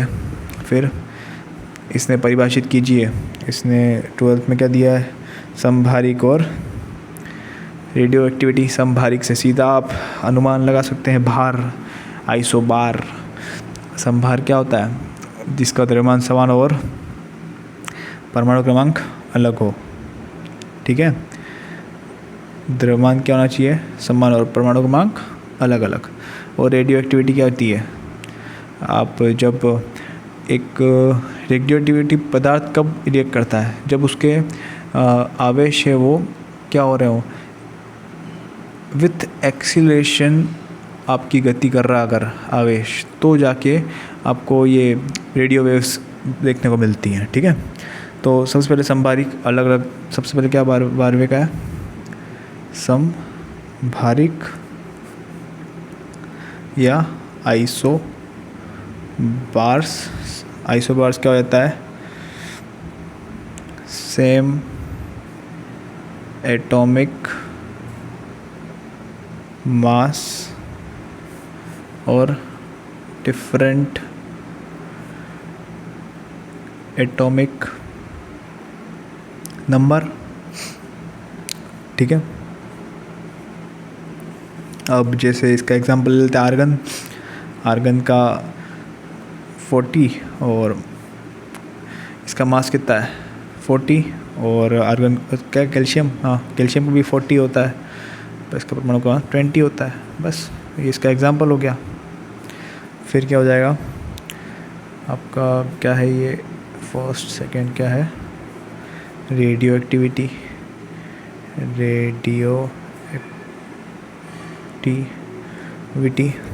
प्रकृति में पाए जाने वाले वे भारी नाभिक जो अस्थिर अनस्टेबल होते हैं, वह स्वतः ही कुछ अदृश्य किरणों का उत्सर्जन करके कुछ स्थिर नाभिकों में बदलते रहते हैं। इस घटना को क्या कहते हैं, क्या होने चाहिए, भारी नाभिक क्या करते हैं, ये अदृश्य किरणों से दूसरे स्थिर नाभिक में कन्वर्ट होते हैं। ठीक है, तो इस घटना को क्या कह देते हैं? Radio activity. क्या कहते हैं इसको? Radio activity. यह एक परिघटना है जिस पर ताप, दाब, रासायनिक परिवर्तन का कोई असर नहीं पड़ता है। उत्सर्जित किरणें रेडियो एक्टिव पदार्थ का मुख्य रूप है। जिस 3 प्रकार की किरणें होती है, एक कौन सी होती है? अल्फ़ा, दूसरी कौन सी होती है? बीटा, और तीसरी गामा। ठीक है, इसकी खोज किसने की? हाँ, ये भी याद रख लेना, इनकी खोज किसने की? हेनरी बेकुरल ने। ठीक है, इसमें क्या था? कुछ भारी नाभिक का स्वभाव है कि वे खुद को स्थिर रखने के लगातार अपनी ऊर्जा किरणों का रूप में बाहर निकलते रहते हैं। अब आपका नेक्स्ट क्या है?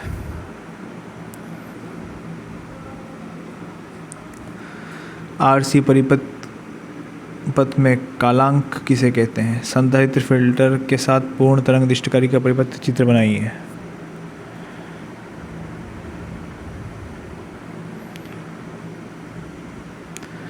तो अब इसमें सबसे पहले जो चीज़ लिखी है कालांक। आरसी परिपथ में टाइम कांस्टेंट। कालांक में क्या है? Time constant. क्या मांग रहा है? Time constant. किसी आरसी परिपथ में वह समय संधारित्र पर आवेश अधिकतम मान का लगभग कितना? 63.2 तक भर जाता है। कितना? 63.2 तक भर जाता है। तो इसके अधिकतम मान से 36.8% तक गिर जाता है, तो उसे क्या कह देंगे? कालांक या टाइम कांस्टेंट, जिसे किस लिखते हैं? टॉर से लिखते हैं। कौन सा क्वेश्चन है? 13। क्या होना चाहिए? संधारित्र में क्या होना चाहिए? आपका आवेश अपने अधिकतम मान का लगभग 63.2% तक भर जाता है, या अपने अधिकतम मान से 60 तक गिर जाता है।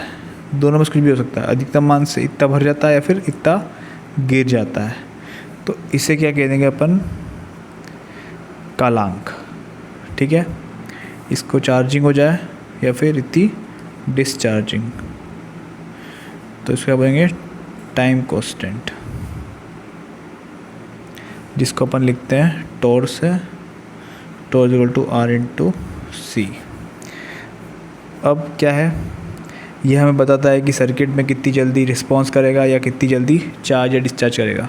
क्या बताता है ये? कितनी सर्किट कितनी जल्दी चार्ज या डिस्चार्ज होगा। ठीक है, फिर आपका क्या है? संधारित्र फिल्टर के साथ पूर्ण तरंग दृष्टिकारी का परिपथ चित्र।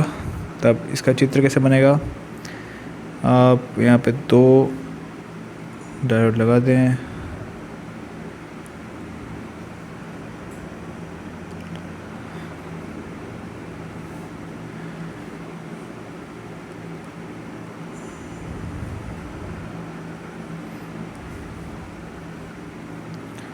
इसको पैरेलल में लगाएंगे। ये आपका लगभग फुल रेक्टिफायर बन गया। मतलब आप बना दीजिएगा बाकी का। इसमें बैटरी लगा दी, यहाँ से ऐसी सर्किट अपन ने सीधा दे दिया। ठीक है, उसके बाद 2 पिन, इसमें 2 लग जाएंगे, हाफ में 1 लग जाता है, फिर लास्ट में ओवरऑल लोड रेजिस्टेंस लग जाता है। यहाँ पे इसको क्या बोल देंगे? लोड रेजिस्टेंस बोल देंगे। यहाँ आपका इसका कैपेसिटर लग गया। ठीक है,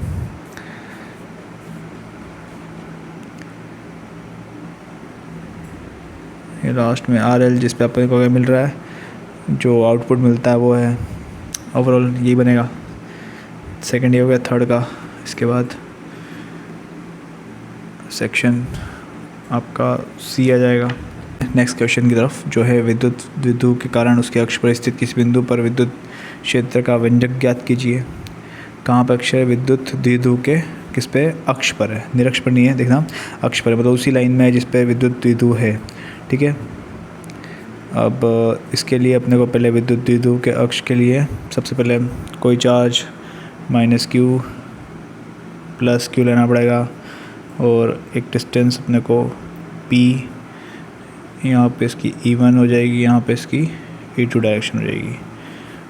अब इसका एक सेंटर होगा, इसकी पूरे की लंबाई कितनी हो जाएगी 12 मान लेंगे। इसकी यहाँ से लंबाई यहाँ तक L तक, यहाँ से लंबाई इसको L तक मान लेंगे। तो ओवरऑल जो फिर इसकी यहाँ से यहाँ तक लंबाई पूरी जो R मान लेंगे। इसके बाद क्या करेंगे, अपने को सबसे पहले विद्युत प्लस क्यू के कारण इस पर जो फोर्स लगेगा वो, फिर माइनस क्यू के कारण जो फोर्स लगेगा वो अपन निकालेंगे, जो होगा 1/4 पाई एप्सिलॉन नॉट के क्यू। और इसकी डिस्टेंस कितनी हो जाएगी, यहाँ से लेके यहाँ तक की इसको अपन E2 मान लेते हैं। E2 कितना हो जाएगा, E2 हो जाएगा यहाँ से माइनस क्यू करंट जो E2 होगा उसके लिए तो R प्लस L करना पड़ेगा। तो R प्लस L का होल स्क्वायर, और E1 कितना हो जाएगा 1/4 पाई एप्सिलॉन नॉट के Q upon R minus L का होल स्क्वायर। ठीक है, अब क्या होगा, हमेशा E1 हमेशा E2 से ज़्यादा रहेगी क्योंकि ये इससे डिस्टेंस में पास में है। तो इससे क्या हो जाएगा E1 E2 की डिस्टेंस। अब किस को घटाएंगे, E के लिए अपन E1 में से E2 को घटा देंगे E निकालने के लिए। अब इसमें से E घटाएंगे तो इसमें से E घटाएंगे तो बाहर का कांस्टेंट बाहर रह जाएगा, Q/4 पाई एप्सिलॉन नॉट के 1/R माइनस L का होल स्क्वायर और -1 R प्लस L का होल स्क्वायर आ जाएगा यहाँ पे। जिससे अपन इसको अगर बाहर निकालते हैं, इसमें इंटू इसका हो जाएगा, इसमें इंटू इसका करा देंगे तो ओवरऑल क्या आ जाएगा, लास्ट में आपकी जो इक्वेशन सोल्व करेंगे तब आएगा Q/4 पाई एप्सिलॉन नॉट के फोल RL upon R square minus S square upon square. अब L को अपन क्या करेंगे, बहुत छोटा R से, तो L को लगभग गायब कर देंगे। तो L को लगभग गायब करते में आ गया है आपका Q/4 पाई एप्सिलॉन नॉट के 4RL अपॉन R स्क्वायर। ये किया अपन ने R स्क्वायर के लिए। तो अब क्या करेंगे,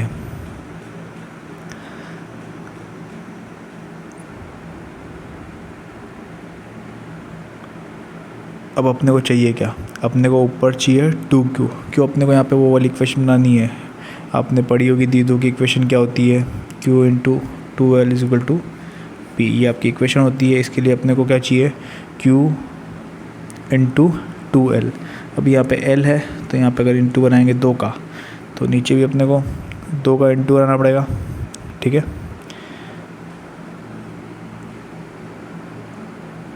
तो अब क्या बचेगा यहाँ पे, अब ये यहाँ पे हो जाएगा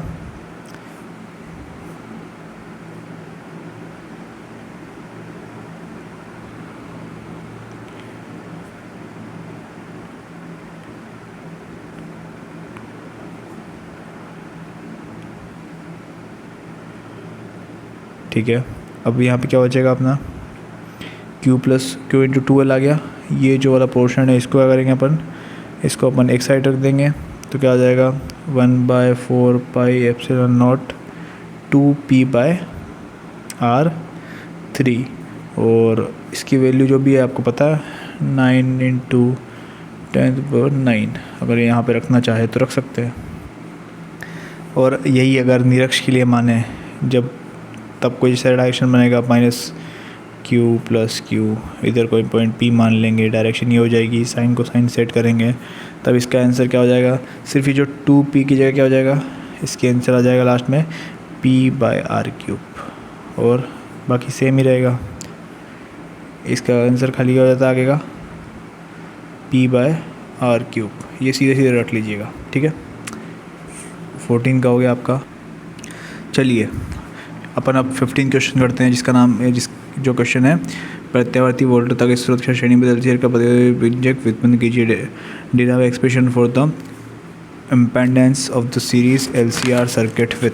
ठीक है, इस क्वेश्चन के लिए सबसे पहले स्टार्टिंग कहाँ से होगी, इसकी स्टार्टिंग होगी, सबसे पहले अपने को क्या पूछा है इसने, LCR परिपथ। ये स्टार्टिंग करेंगे, पहले तो एक सर्किट बनाएंगे जिसमें एक L, एक C और एक R जोड़ दिया अपन ने।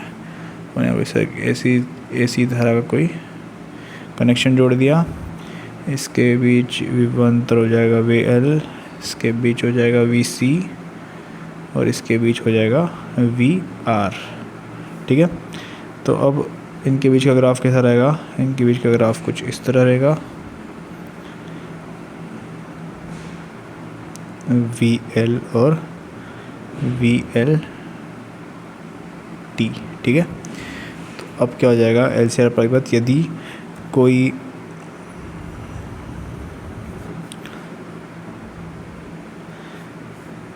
VL माइनस VC और VR का परिणामी वोल्टेज कितना है?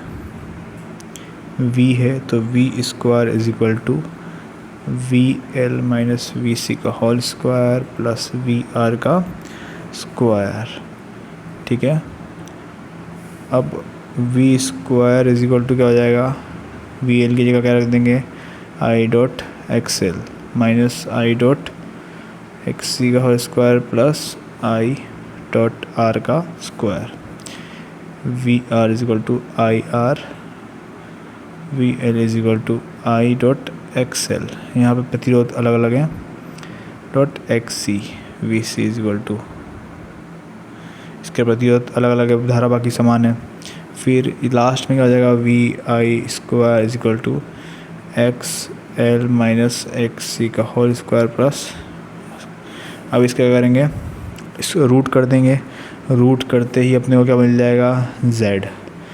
Z की जो वैल्यू निकल जाएगी वो हो जाएगी XL माइनस XC का होल स्क्वायर प्लस R²। ये Z ही यहाँ क्या है? प्रतिबाधा, क्या ये? प्रतिबाधा।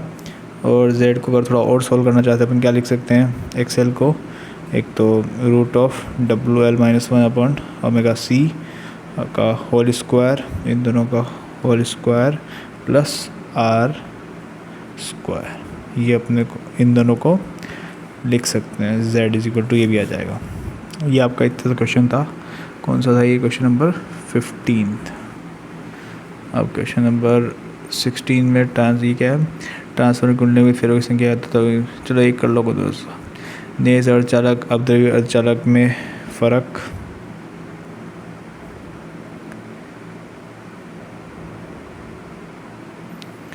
ट्रांसफार्मर क्या हो जाएगा?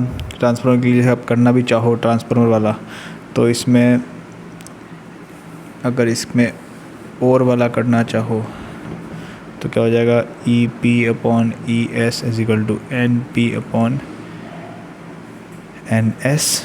बस सीधी सी बात यही है।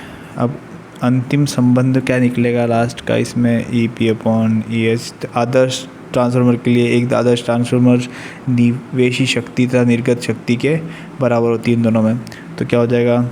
Is equal to VP/VS is equal to IS/IP to NP/NS। ये इसका ओवरऑल लास्ट का अंतिम संबंध निकल जाता है अगर ये करना चाहो तो। फिर इसका 16 क्वेश्चन क्या है? इसके अलग पेज ले लेते हैं।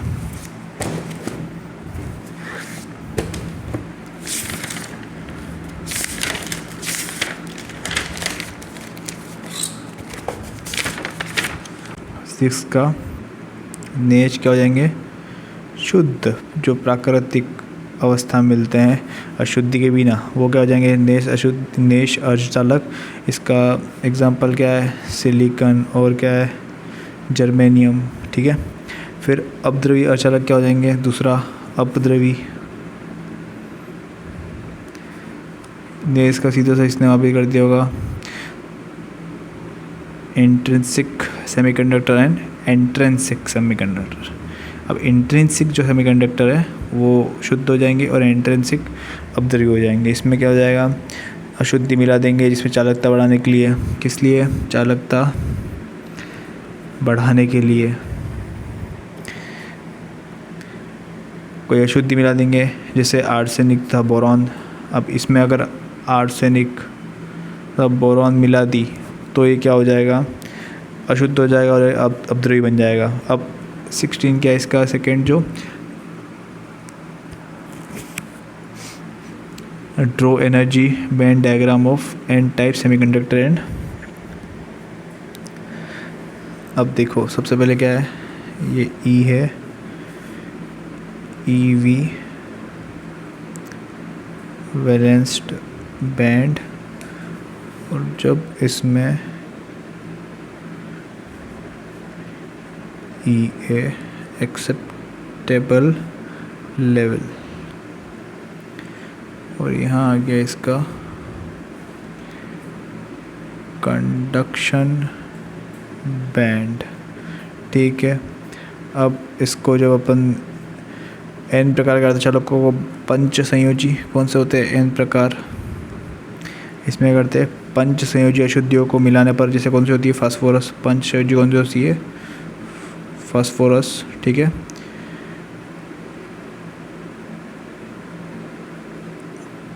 पी से लिख देना, फास्फोरस।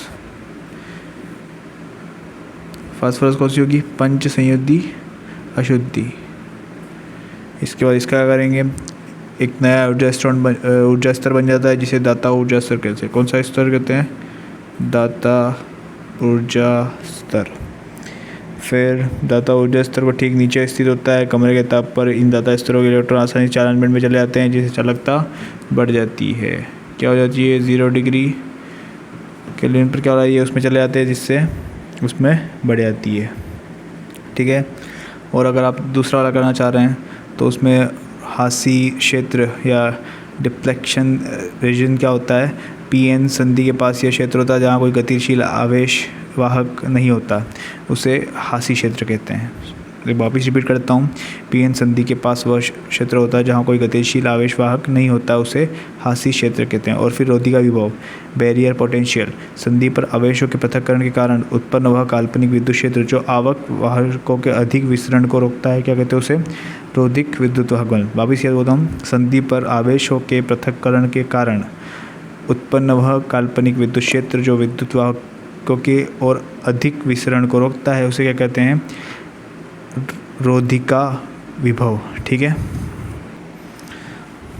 चलिए चलते हैं अगले क्वेश्चन की तरफ। सेक्शन डी कौन सा है, बार शर्त का नियम लिखिए, एम्पीयर का परिवर्तन नियम, लेंस की क्षमता को परिभाषित कीजिए। अब इसमें क्या है, बार सबसे पहले बायो सावर्त का नियम आप पूछा इसने। बायो सावर्त का नियम क्या है आपका, फॉर्मूला क्या है, D B is equal to mu naught upon 4 pi I D L. अगर सदिश रूप में निरूपण कैसे हो जाए इसका, R cap upon R square. ठीक है, ये इसका सदिश निरूपण है। इसको टोटल और वृत्ताकार पथ के अक्ष पर इसका काउंट हो जाएगा, B is equal to mu naught I R square upon 2 R square plus X square का 3/2। देखिए किसी सूक्ष्म धारा अवयव डी के कारण विद्युत चुंबकीय क्षेत्र डी का सूत्र ये हो जाएगा। फिर क्या है, वृत्ताकार पाश के अक्ष पर यदि पाश की त्रिज्या r है और उसके केंद्र से r दूरी पर चुंबकीय क्षेत्र ज्ञात करना है। पाश की त्रिज्या क्या है, r है, उसके केंद्र से कितनी है, r दूरी पर चुंबकीय क्षेत्र ज्ञात करना है। तो क्या किस फॉर्मूले से होगा, इस फॉर्मूले से। ठीक है, फिर लेंस की क्षमता का सूत्र आपका क्या हो जाएगा, अगर आपके जो 18वां क्वेश्चन है, ये तो 70वें का हो गया। लेंस की क्षमता का सूत्र आपका क्या है, P is equal to 1/f। Lens की फोकस दूरी f के व्युत्क्रम को उसकी क्षमता कहते हैं। फोकस दूरी का व्युत्क्रम क्या हो जाएगा, उसकी क्षमता हो जाएगा। इसका मात्रक क्या होता है, डायप्टर होता है। फिर गोलीय दर्पण का मुख्य समांतर आपतित किरण परावर्तन के पश्चात फोकस से गुजरती है। ज्यामिति और परावर्तन के नियम का उपयोग करके सिद्ध होता है कि फोकस दूरी वक्रता चिन्ह की आधी होती है। फिर इस अपन क्या करना है, फिर उसके बाद इसकी आवर्धन क्षमता को परिभाषित करना है। आवर्धन क्षमता क्या होता है,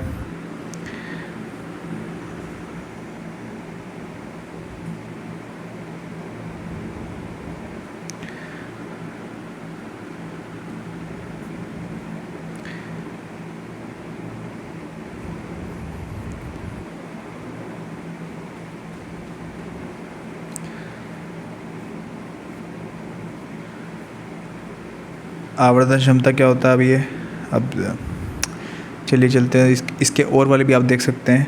आवर्धन क्षमता का सीधा सा होता है सूक्ष्म तीव्रता बनने के प्रतिबिंब पर आँख पर बना कोण स्पष्ट दृष्टि की न्यूनतम दूरी पर रखी वस्तु द्वारा आँख पर बने कोण के अनुपात को आवर्धन क्षमता कहते हैं। आवर्धन क्षमता का सूत्र क्या हो जाएगा, आवर्धन क्षमता का सूत्र क्या हो जाएगा, m = 1 + t/f। ठीक है,